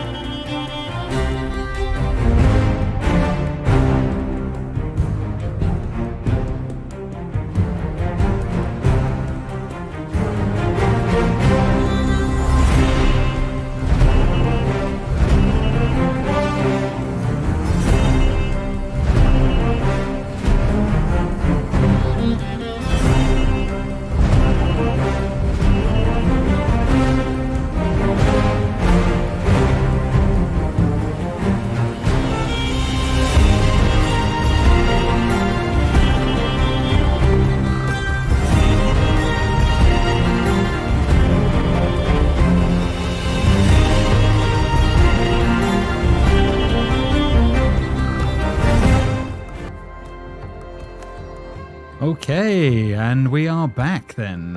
We're here or still on the outskirts of town in nowhere. Everyone has had their runes read and all of that side of things has been done. And yeah, you guys are free to discuss things if need be, or what's your next kind of steps, I guess? Is there any fallout from the from what you had heard there previously, or do we need to? Can we move on, I suppose? I think everyone's looking a bit solemn, probably. Yeah, there might be a bit of that on that one, and I suppose Hrolf might obviously has been speaking with Zisa on that one. How did that play out? And is there anything there we need to play out, Zisa, or is it just that bringing him up to speed? Yeah, she just told him what was told of her and how now she specifically has even more reason to get back to the Volve. So you need to go to the well as well then at some point. Yes. Oh, I hope the answers are there that you seek. It's a strange place. I think so. It would be more of an answer than I have gotten thus far. Yeah, I agree. It's hopefully you won't have to give up as much as I had to, huh? And he sort of smiles and sort of intimates at his eye. Whatever is necessary. And she says it with a deadpan face. Well, we'll cover that. We'll certainly get there. I'm sure we will. First things first, I suppose we'll have to figure out a ship and get on our way. But yeah, we'll discuss this a bit further. He sort of looks around a little bit and says, "You're doing okay, Frida, as well." As he sort of sees her a bit sullen. I'm sorry, everyone. She wipes her eyes, but finding that black dragonborn is now my priority. I'm sorry. It's a long story. I'm sure over a lot of mead I would tell it, but I don't think I can leave until I find out the information that I need. Well, unless he's dead. What would you rather do first, Black Dragonborn or lots of mead? It depends what time it is. Is it getting late? It's now? afternoon. Yeah, it's certainly moved on. It's been a few hours have passed as this is all going on. I'm sure as we're going to where the mead is, I'm sure we can look around. But we can ask around. Yes. It's not that big a town. And the Black Dragonborn probably sticks out quite well. Here, it seems to be mainly humans and elves. We are here anyway. We can keep an eye out for who you seek. Yes, thank you. I'm sorry for that. For what? Putting you out. This is not putting us out. We are already here. If we weren't, then you would be. If we were trying to leave, then you would be. But as of right now, we have no means of either. Many things we gotta figure out, that's for sure. Well, we better hop to it then, I guess.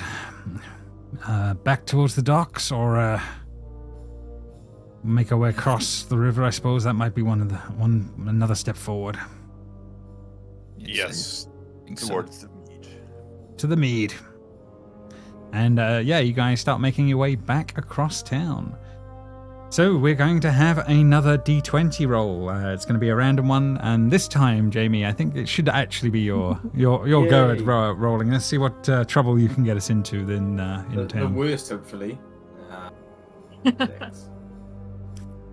Okay. It was neither a 1 or a 20, so it can't be that. Never say never. As you're going by, there is a couple. They seem to be sharing some sort of a drinking horn of mead, and they seem to be giggling with each other a little bit, and they seem to be having some sort of eating some sort of fish pie that seems to be smelling quite sweet.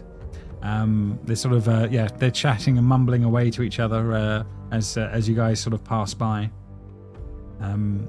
Yeah, if you don't disturb them, they will be they carry on their merry way.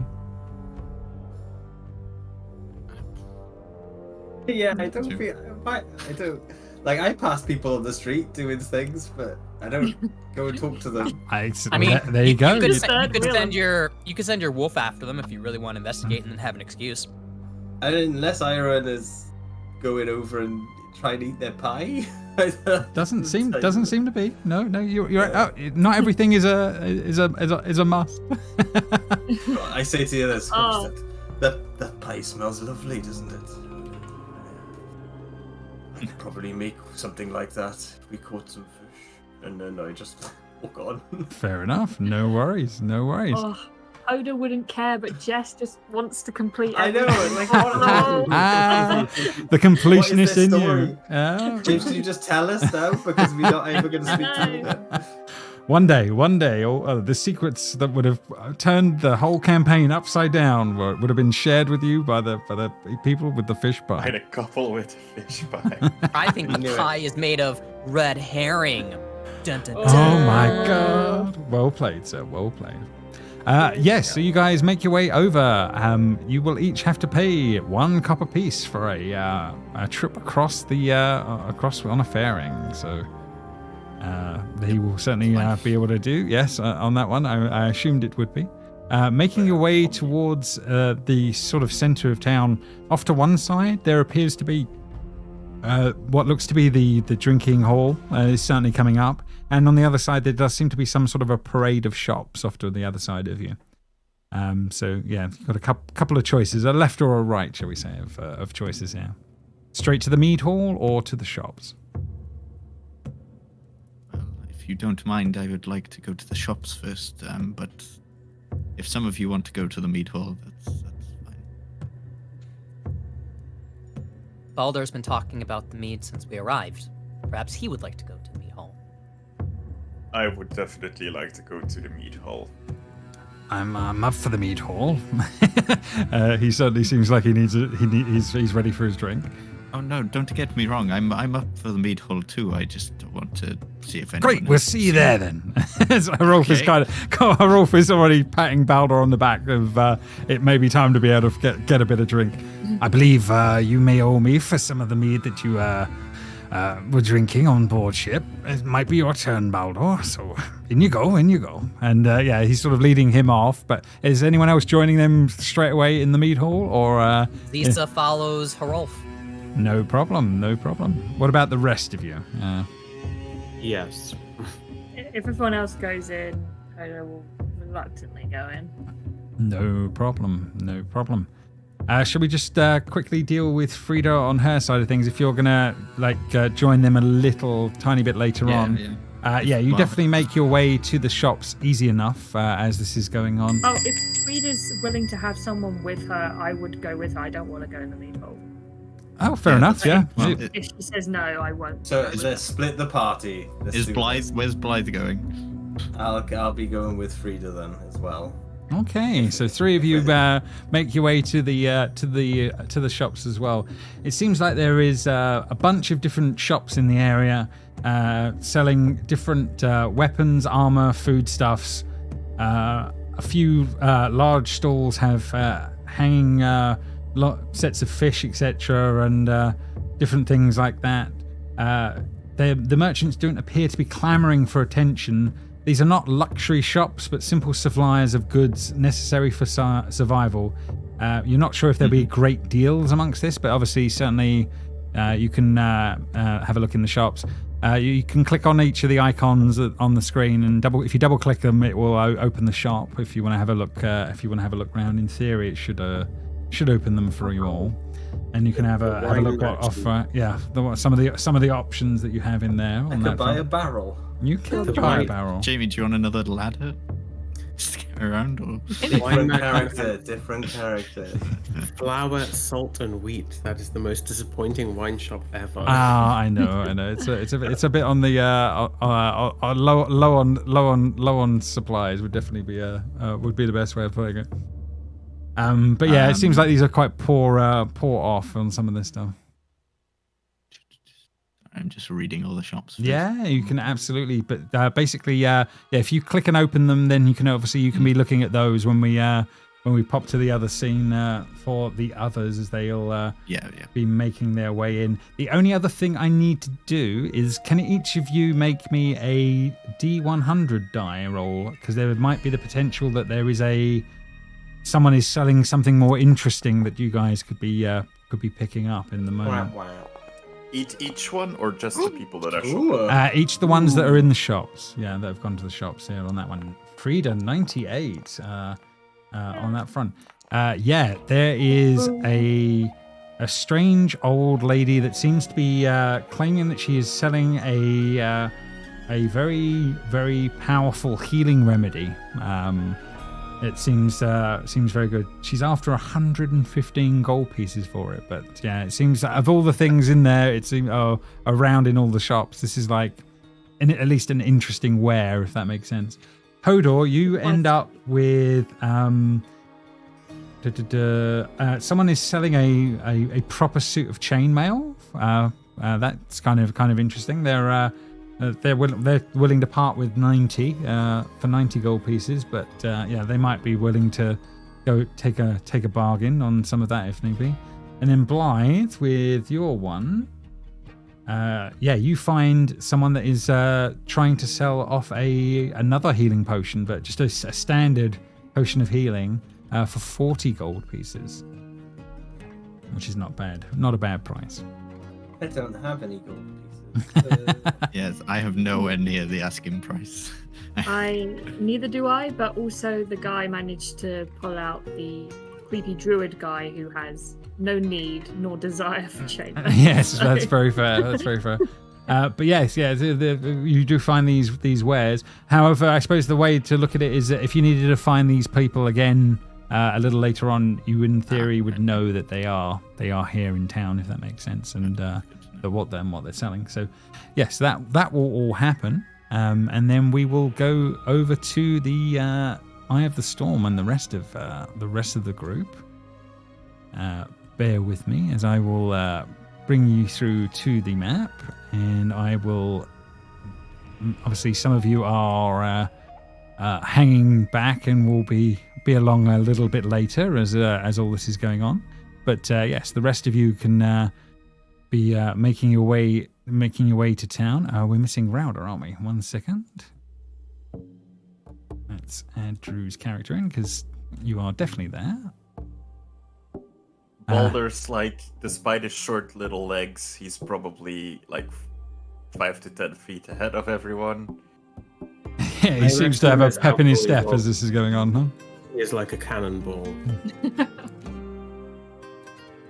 Fair enough, yeah. So you guys make your way over to the Eye of the Storm Tavern as this is all going on. It seems like quite a bustly place. You can hear music is starting to play out from the inside of the tavern as you guys are actually starting to get closer and make your way over there. And you can make your way inside the building, and you see the crowds are in there drinking away, and people are sort of listening to a bit of music that seems to be being played off in one of the main areas of the mead hall. But yeah, it's a fairly sizable place. Warm home and hearth would be the best way of putting it as you're sort of making your way in. The smell of mead, yes. And there's a woman over on this side, and she will sort of see people making their way in, and she sort of says, welcome, come. Mead for any of you? Come. Well, first round's on me. Do you have your own horns for drinking purposes? Hrolf is already getting his one out of his pack as this is going on.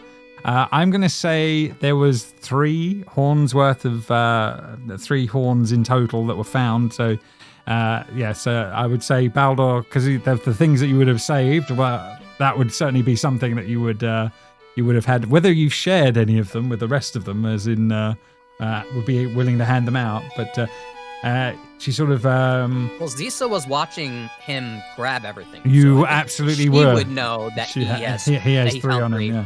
and would most likely be like, you should let Hrolf know that. Yeah, I mean, I will use these horns to get our refills, if that makes sense. No problem. So yeah, this group of you, you can certainly start doing that. Yeah, it looks like you can, for 5 silver pieces, you can have some decent honey mead drink on that front for that one. So yeah, it's obviously, yeah, your round will add up a little bit, but as this goes on. But yeah, how do I buy this again? that is a good point. As this is going on, once This is at the right, isn't it? Ah, yeah, purchase. Yeah. yeah, Okay. I will buy. How many are we for? Yeah, there's 4 of you totally currently. Yeah, you can definitely be buying the drinks. And then, yes, there we go. That's come through. I can accept. And What's this Mother's Brew thing? that is a more, she says, Mother's Brew. That's very good mead. Very good mead. I can't sell that for less than 6 gold pieces ago, but it is strong stuff. You won't regret Is there a way you can sell it to me in like a closed container so I can save it for later? Might be able to find something if you're willing. Say if you throw in another gold piece on top, I'm happy to do that. I can figure something. A gold for like. Well, oxhorns aren't cheap. They add up. I will buy it. Fair enough. So yeah, he buys some of the some of the good stuff. Hrolf is kind of very impressed at the moment as he sees that, and you guys will be able to start drinking in the space and see how things are going. And I will share them around. So 1 to Router, 1 to Rolf, and 1 to Zisa. And Hrolf says, I'm going to be going off and doing a bit of mingling here. I want to see if I can find out any information on the War clan and see who, if they know anything about what went on if any ships have gone by. But I suggest maybe some of the others of you start asking about some questions. Maybe that'll help. I'll be back. And he starts to wander off to a couple of the tables and starts looking around and starting to chatting to other people as this goes on. It seems like there are, it's fairly crowded in here. The tables are scattered around the floor here. There is a wooden ladder that sort of leads at the back, that sort of leads to an upstairs floor where there seems to be like possibly bedding rooms and things like that upstairs as this goes on. Other areas, there are the clatter of dice, the shouts of glee, and the barks of anger as people are all up to different things in this place. The stout woman that's sort of like some tired little staff as that's sort of going on. Zisa would probably wait until the barmaid gets a free minute, not when she's busy, but basically when she has a chance to breathe, to inquire from her. Fair enough. And she says, "Oh, my dear, you're very tall." Yes, it was my on my mother's side actually, but I was just wondering, we're new to town. We had a bit of a trouble with our boat, and I was hoping that maybe you could direct us toward one of the kind captains that could maybe take us on as crew to maybe the next location. Oh, hello. Well, a lot of Scooty's crew are still in here. I'm sure they're still around drinking. And she's sort of pointing over to 2 of the tables on this side and this side of the actual ship. And I think, if I'm not mistaken, those 2 over there, I think they might be part of Had's crew. So Scooty and Had are the 2 captains that you think would be best for us to talk to? The Scooty and Had are certainly 2 of the bigger captains around here. I mean, Lurks is also one. But I mean, most of their crew is not in. The Vipers don't seem to take too much of the mead from us. I think they did too well on their last on their last trip. I think they haven't needed to buy from me, much to my thing. They used to pay pretty well. But Well, yes. that's their loss then, because you serve a mighty fine mead, if I do say so myself. Oh, no, thank you. Thank you. Of course. So, of those captains that you mentioned, who do you think would be the most fair, the most true to talk to?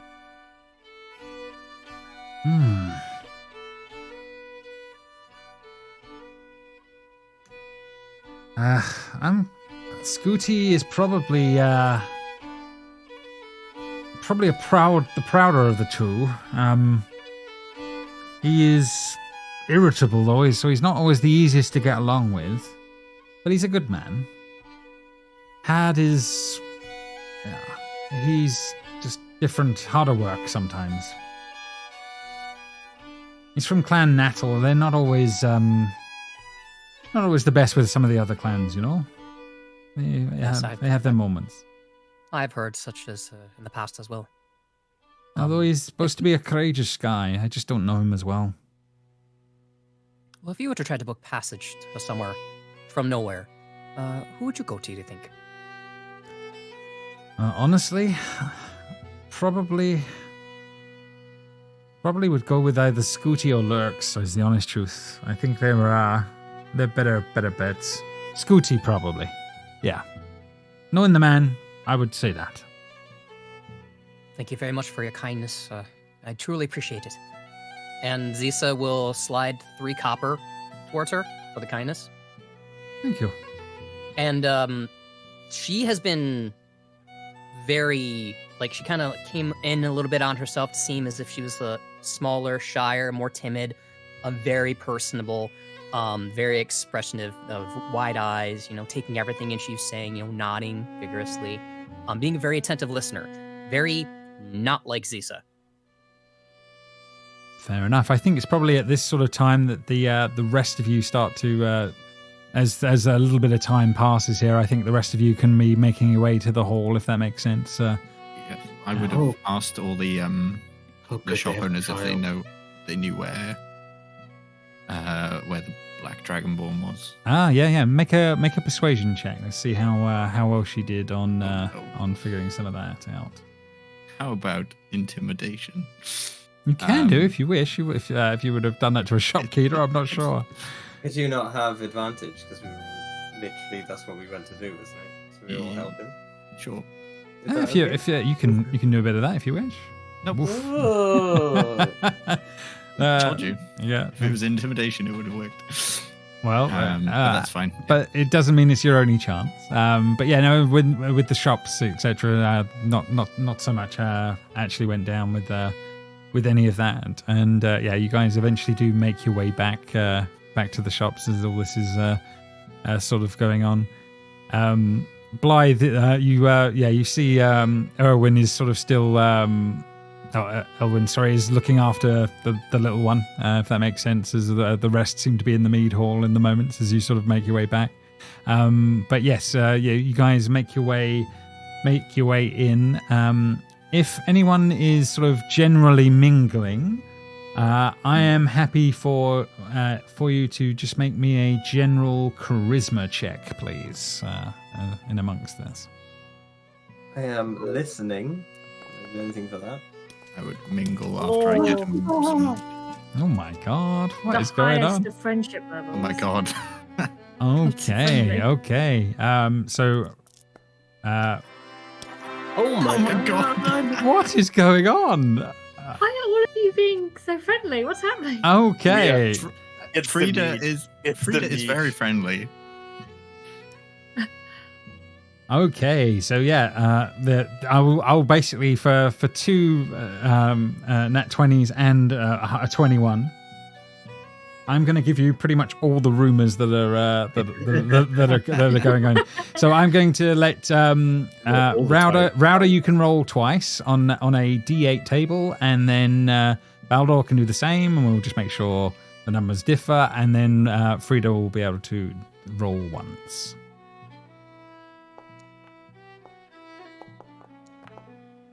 Oh, I got 2 5s. 2 5s. Well, yeah, you'll have to re-roll the 5 on that front. So the three Another will three. Yeah, another 3 will have to be re-rolled as well.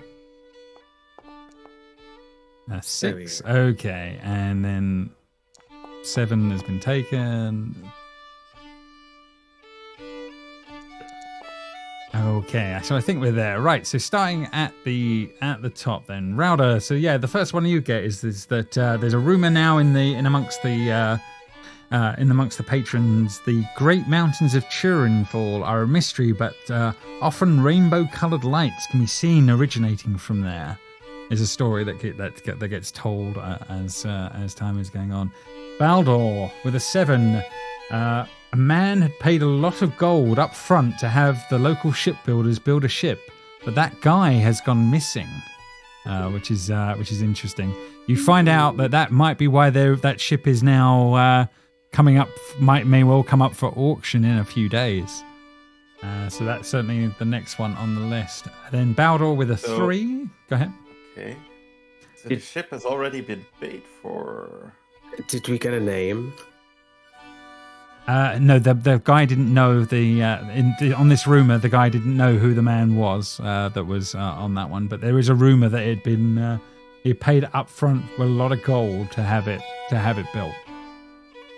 But yeah, no one knows what has happened to this guy, which is interesting. I heard there was free boat. Yeah. Fair enough. Number 3, the Jarl, Berlwyn, her mother mysteriously appeared right in the middle of town many years ago. There was a burst of rainbow light in the sky that lasted for hours, and when it ended, she was just there standing by the dock. So she appeared in town out of nowhere. So her mother many years ago, if that makes sense. And whose mother was this? That's the Jarl of this place, Belwyn. Okay. So her mother was just she was an outsider, someone from another world, and that kind of plays you to a story of you heard that of a small little girl talking about something very similar to that on their arrival. So that's definitely one that you do pick up. Rowder with a 6. You hear about Lurks and his ship of the Vipers. Apparently he's in love with a woman from an outpost, and apparently that woman has been, they believe that outpost has been recently captured, which seemed like an interesting anecdote. And then we have who? They don't know, but Lux has been really quiet about what went on apparently, but he apparently the rumors are that his crew are saying that basically the love of his life has been may well have been taken. Oh. And then Frida, your one would be a 7 on this one. No, sorry, the 7 has already been. Sorry, so a 4 and an 8 on that one. There are a few tales of a newly restored clan. Obviously, they believe that they are called the War clan, and they seem to be something. They worship some strange shaggy beast, and they've even been claiming that they ride some of these beasts. As you've kind of already heard some of these things, but on that one. But apparently, these creatures are called wolves, and some of these passed through town not too long ago. Been here. They certainly have. There's certainly been a bit of that on that one. Frida, sorry, did you get you did not get a nat 20? Okay, so I won't go for the next section. No problem. But they're the main rumors that you guys hear as this is going on inside the actual in the actual place. Is there anything else that you guys would be up to as this is all going on? Asking if they've seen a black dragonborn. Okay, fair enough. My mingling skills, apparently. No problem. Yep. So in that case, you can make a persuasion check and see how you do. Asking around. Damn. Oh, damn. Okay, fair enough on that one. You do with a 12.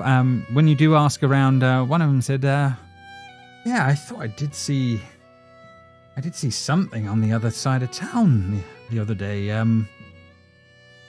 Yeah, I don't know if he was down by the docks, not as a dock worker or something, but no, it must have been in the place behind there. There's the warehouses. Maybe you're asking around there for looking for your friend." Thank you so much. That is actually very helpful information. You're welcome. As all that is, as this is all going on, no problem. What is Frida up to? I would pull Blythe aside and tell him about the War clan worshipping some weird beast, and that they passed through here a few nights ago, and if he knows if that was maybe a mission his clan was on to come here. We're only a small clan, you see, so people think that maybe the wolves are the beasts. We don't worship them, obviously. He said that they worshipped a great big beast, but they also had your companions with you. So maybe it's a different beast. Didn't the War clan say? That's not what they said, but I couldn't hear. It was. They worship a great beast, and there was tail that they could ride on them. That's the wolves. They're called wolves. You bloody listen with your ears. I'm drunk, okay? Fair I've enough. had 8 meads in the 2 seconds we've been here. They were here. You heard they were here not so long back, and they went by the town. Yes, and I'm not sure. Would that perhaps be the ones that came to us, though? I think I forgot his name. The main guy. Harolf. Yeah, no problem. Harolf did ask about this, but I thought I'd run it past you because I know it's your clan, and we've already had a lot of issues with them, and I don't want to make you feel bad in yourself, just in case that they prove even further issue to us.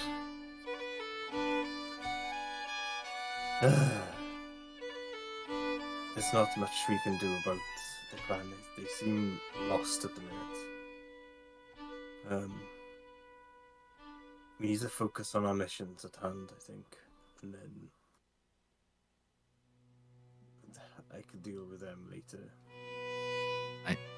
I'm entrusting you with this information. Again, it is your clan, so if you would like to tell Harolf, you feel free, but it's not my business. I've already killed enough of your men, and I could see it wasn't good on you. I don't think it's really necessary to burden Harolf with more information, more things that could happen.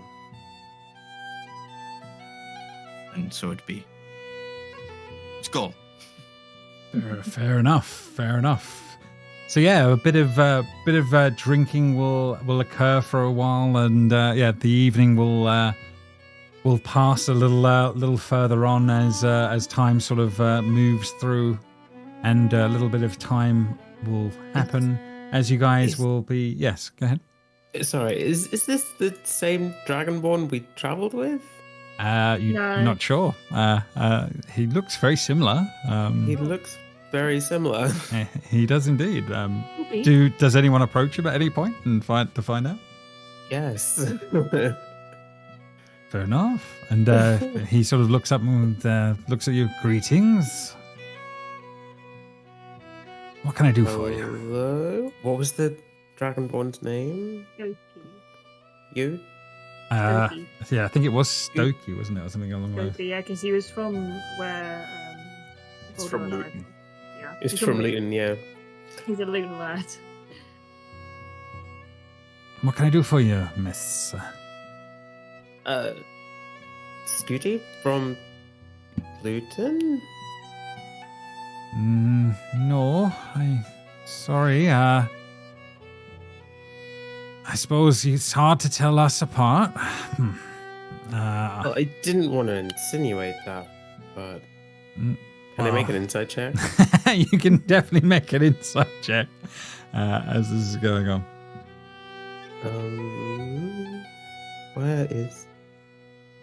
Oh. An 18. Yeah, you get the sense that this person is being completely truthful. They are, now looking closer, a different Dragonborn, and you've unfortunately fallen into the trap of green Dragonborn looking very similar as a thing. I may have done that on purpose. Well, that's embarrassing. I'm going to blame the mead, and then she's going to walk off. Fair enough. Okay, so yes, so a bit of time passes, and this is all sort of happening here for a moment. Can Balder, like after a while, like step up to Zisa? Absolutely, yeah. Zisa, I'm obviously whatever she's up to. Is she quiet in the corner at the moment, or what was Zisa be doing? I think she's done enough sharking of the room and mingling that she's now just waiting for Herolf to be done doing whatever he's doing. Mm-hmm. As Baldur makes his way up. I can't help but notice that you are quite different here when compared to on the ship. Or Herolf said to mingle. I was mingling. When I don't have to mingle, I don't. Okay.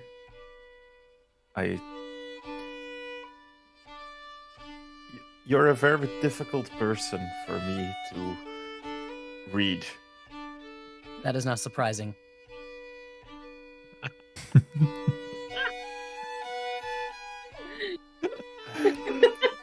Oh, Zisa never change. Hodo, does your brother have a thing for Zisa? He seems to be awfully weird around here.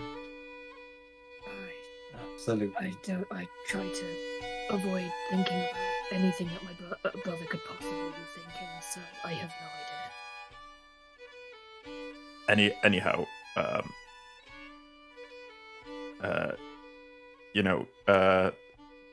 maybe I'll find you sitting over me when I sleep at night again sometime. Possibly, but most likely not.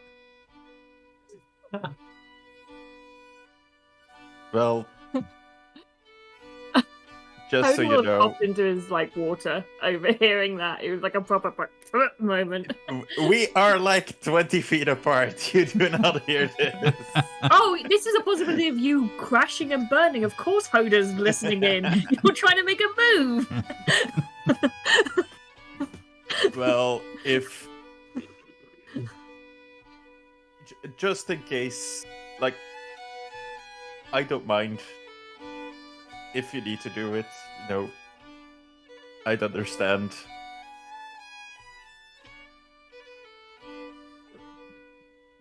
So you say. Has the awkwardness, yeah. Okay, this has just become too awkward. Have a nice time, and it was so awkward that Blythe just left because he couldn't stand the tension anymore. Oh, good. We need someone to look after the child. We did just leave her outside. Iron's with it. It's fine. Fair and enough. with red cheeks and sweat on his brow, he will join these guys, see what they are up to. I don't know what they are doing, but whatever. They certainly seem to be drowning their sorrows at the moment as this is all going on. And come sit down, friend. We're drowning our sorrows this evening. You look like the face of a man that needs another drink. I mean, are you buying? We were kind of hoping you might be willing. We've been a bit down on our luck ourselves. Oh, what's happened? Actually, you know what? I am feeling generous, and I need another drink. I'll buy drinks. No problem. How many are they? Oh, there's 2 of them at the table as this is all. Okay, 2 of them. As this is going on. So that's another 3 mead. No problem. Yes, I'm spending all my money on mead because I do not need it for anything else. Fair enough. You buy a round of drinks, and they say, we've had a bad run lately with our captain. We're just drowning our sorrows. The last few raids we've been on lately have, let's just say, they've gone poorly. It's the captain's a good man, but alas, we've not had the best of luck lately. You're a raider yourself. You look like someone that can handle some action if needed. It is funny you say so. I am a great raider. I am a great hero. I've been on countless raids, gathered many riches. As you see, I have the money to buy meat for all of you. So that is. But yes. Maybe things are looking up. They're looking around at each other. So who's your captain exactly? Scooty. He's a good man, but he's getting a bit older in his years now. He's a bit slow, and his age is getting to him a little bit. He doesn't wield his great axe as well as he did, but he's a good man. When the raids have been going good, we do well. So if a chance came along to join another raiding party, would you consider it? Well, yeah, if the money's good, yeah. I mean, we've not exactly done well on recently, so yeah, if the money was okay. Of course, I would not want to get Scooty out of his job, of course. No. But if we, crew move on, as I say, and if you're thinking of having a few extra men you need, you already got a ship, or what's your deal? No, but we are actually looking to procure one, or well, I hope we will procure one. That's more of that thing. But yeah, we are raiders ourselves, and we are looking for either to join, or charter another ship, to buy one ourselves. Really? Depending on the opportunity. Well, I mean, the captain would be interested if you in taking passengers. If you wanted to take wanted to buy you away on a ship, we're a good bunch. The ship's a sturdy ship. It's worth putting out. We could maybe set up a meeting with the captain if that was of something of interest. Well, I think that would be. Of course, I will have to discuss it with Rolf, as he's the current raid captain. I'm like sort of his second in command, you could say. And yes, he sort of goes a bit quiet on that one. He's like, I know that name. And he sort of looks around at on that one. The man's a legend. Oh, he certainly is. I keep mentioning it, but I feel like it's not getting through to people. We are great raiders and heroes. Oh, you certainly got some interesting company there.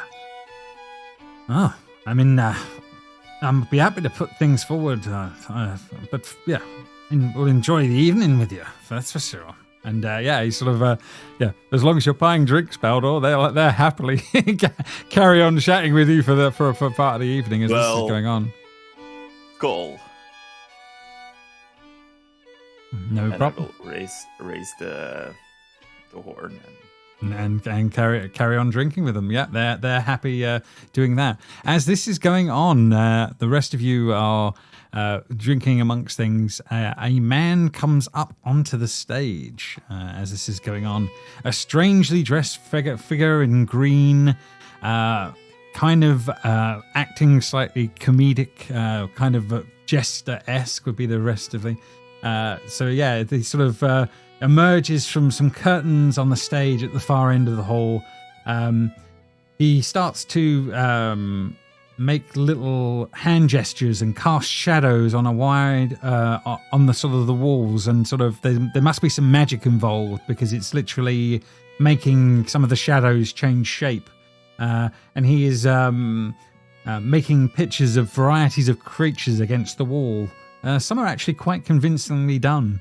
There are images of giants and serpents and great herds of horses, as well as warriors clashing in battle.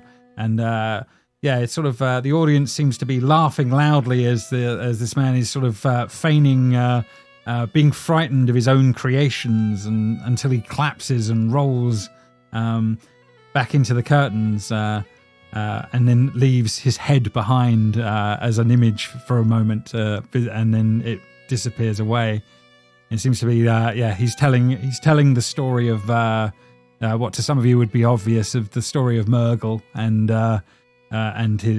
his folly that created the world as this goes on. But it seems to go down well with the patrons as this is going on, and it's probably during this sort of period that Caesar Harolf would eventually be sort of making his way over to you, and sort of quietly sits down to talk for a few moments on this one. You have a few moments, Caesar. Yes, I believe I've learned all I could. The others are still speaking to people. Yeah, it's kind of as I feared. Seems like some of the War clan are definitely involved. There's some sort of as far as I know, this Gull character has been through town. They're definitely the ones that attacked us. I'm pretty sure of that now. Have you spoke to Blythe about this? No, I haven't approached him yet. What do you make of the man? Blythe? He seems delicate. His clansmen are traitors, but he doesn't want to take their lives. He still wants to give them honorable burials, even though they don't deserve it. Seems soft for a raider. He's different. You know I vouch for everyone on my crew. He's the only one that I can't vouch for. See, the Volve sent messages to me. I had to take him on board. I trust you. If you trust the Volve in this, then I would trust Blythe. I do. But if you think it's wise, we can always keep an eye on him. No, I can trust the man. And the circumstances are strange. But what I don't know is how deep his clan links go. What I'm worried about is I think we're going to be on a crash course with at least some of his clan. And we'll have to make some hard choices on that at some point coming up. But that'll be for later. With us or with them when the time comes. Yeah. Just be aware that it's something that'll come to pass at some point we'll have to deal with.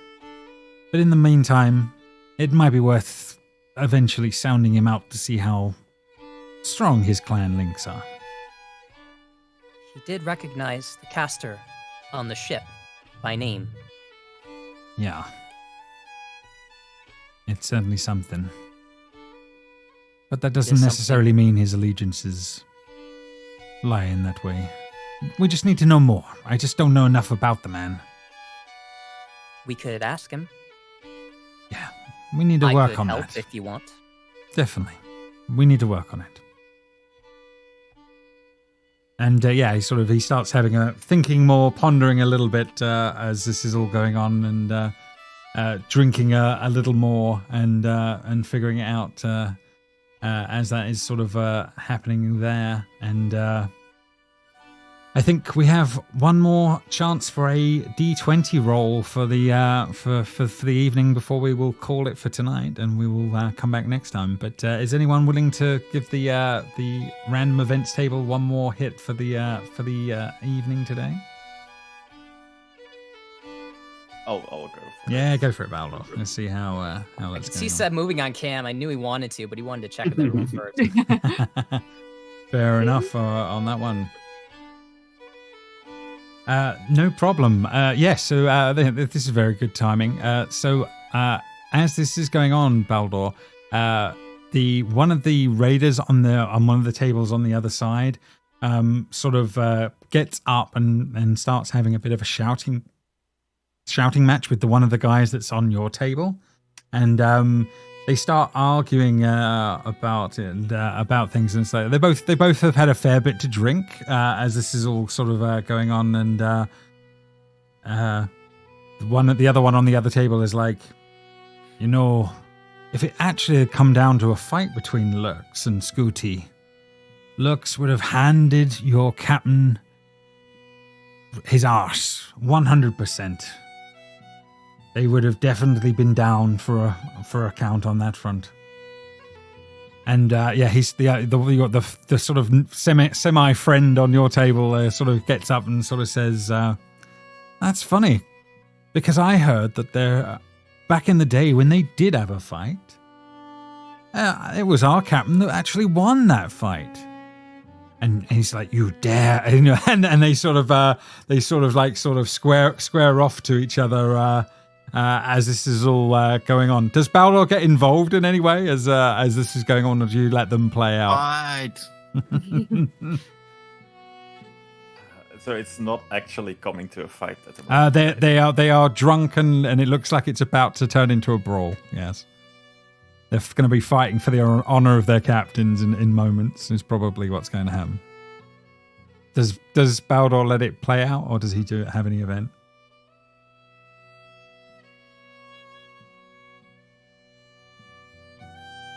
I'll stand up and like hold this guy back.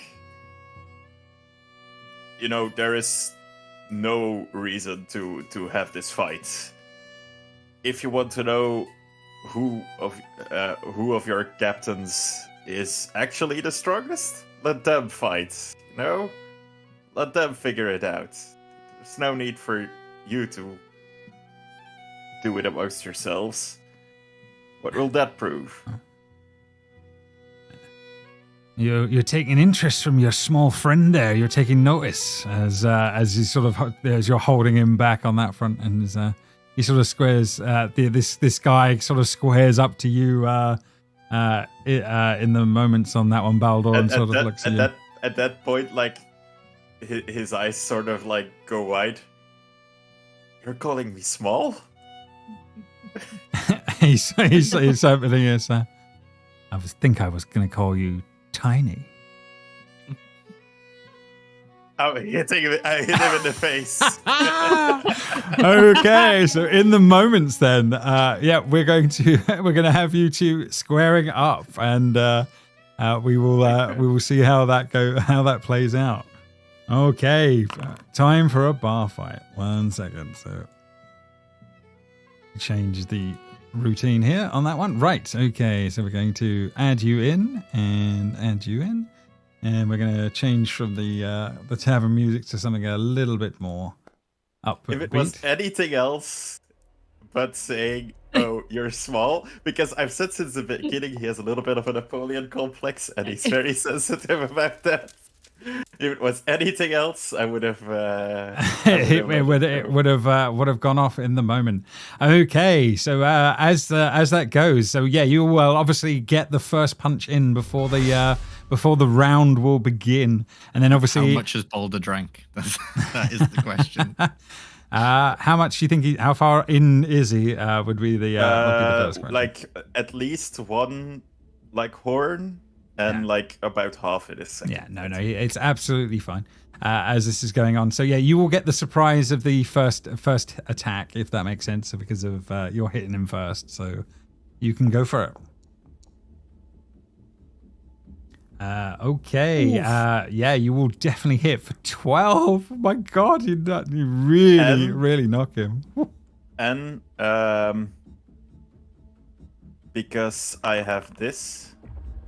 he gets knocked 5 feet back. Oh my god! As this is all going on, this guy sort of he takes the hit, and he's obviously clearly not happy in the moment, but you just see the blood anger in his face as he can't see past it in the moments as this is going on, Baldur, and he will kind of and he sort of dives at you on that front, bringing out his weapon in the moments, and he will try and hit you with the bludgeoning side of his axe as this goes on. And he will try and hit you for 20, but only getting three damage through in the moment. Sure. And he looks stunned that with a weapon, and it's like, oh shit, hang on. But it actually does bring it to your turn as this is going on.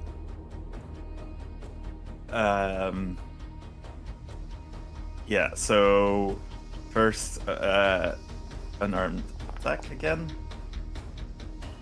14 to hit. 14 will miss, I believe. 1 second. No, sorry, 14 will hit. Sorry, no, that's absolutely fine.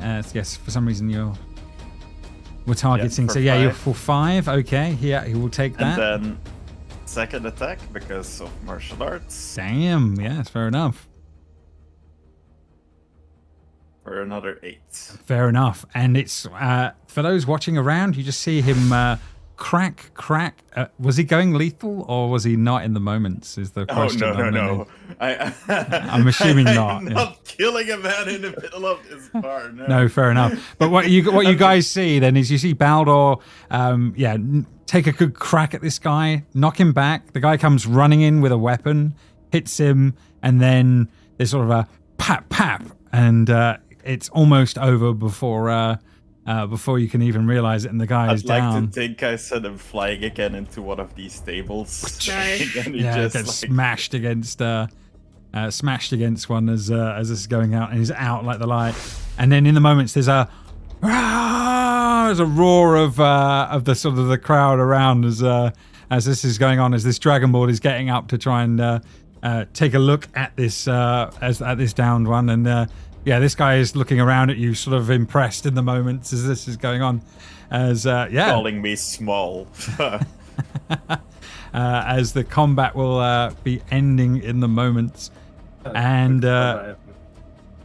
fair enough. Yeah, apart from Blythe outside is not seeing this, but I think with these sort of things and the events of the evening, I think to be honest, I think this will be where we will pick up next time in the mead hall. And we will, we'll figure out the next steps. But yes, Baldur has definitely made an impression here at the end of the episode. But yes, well done, everyone. Well, yes, we shall leave it there, and we will be back next time. So here we go.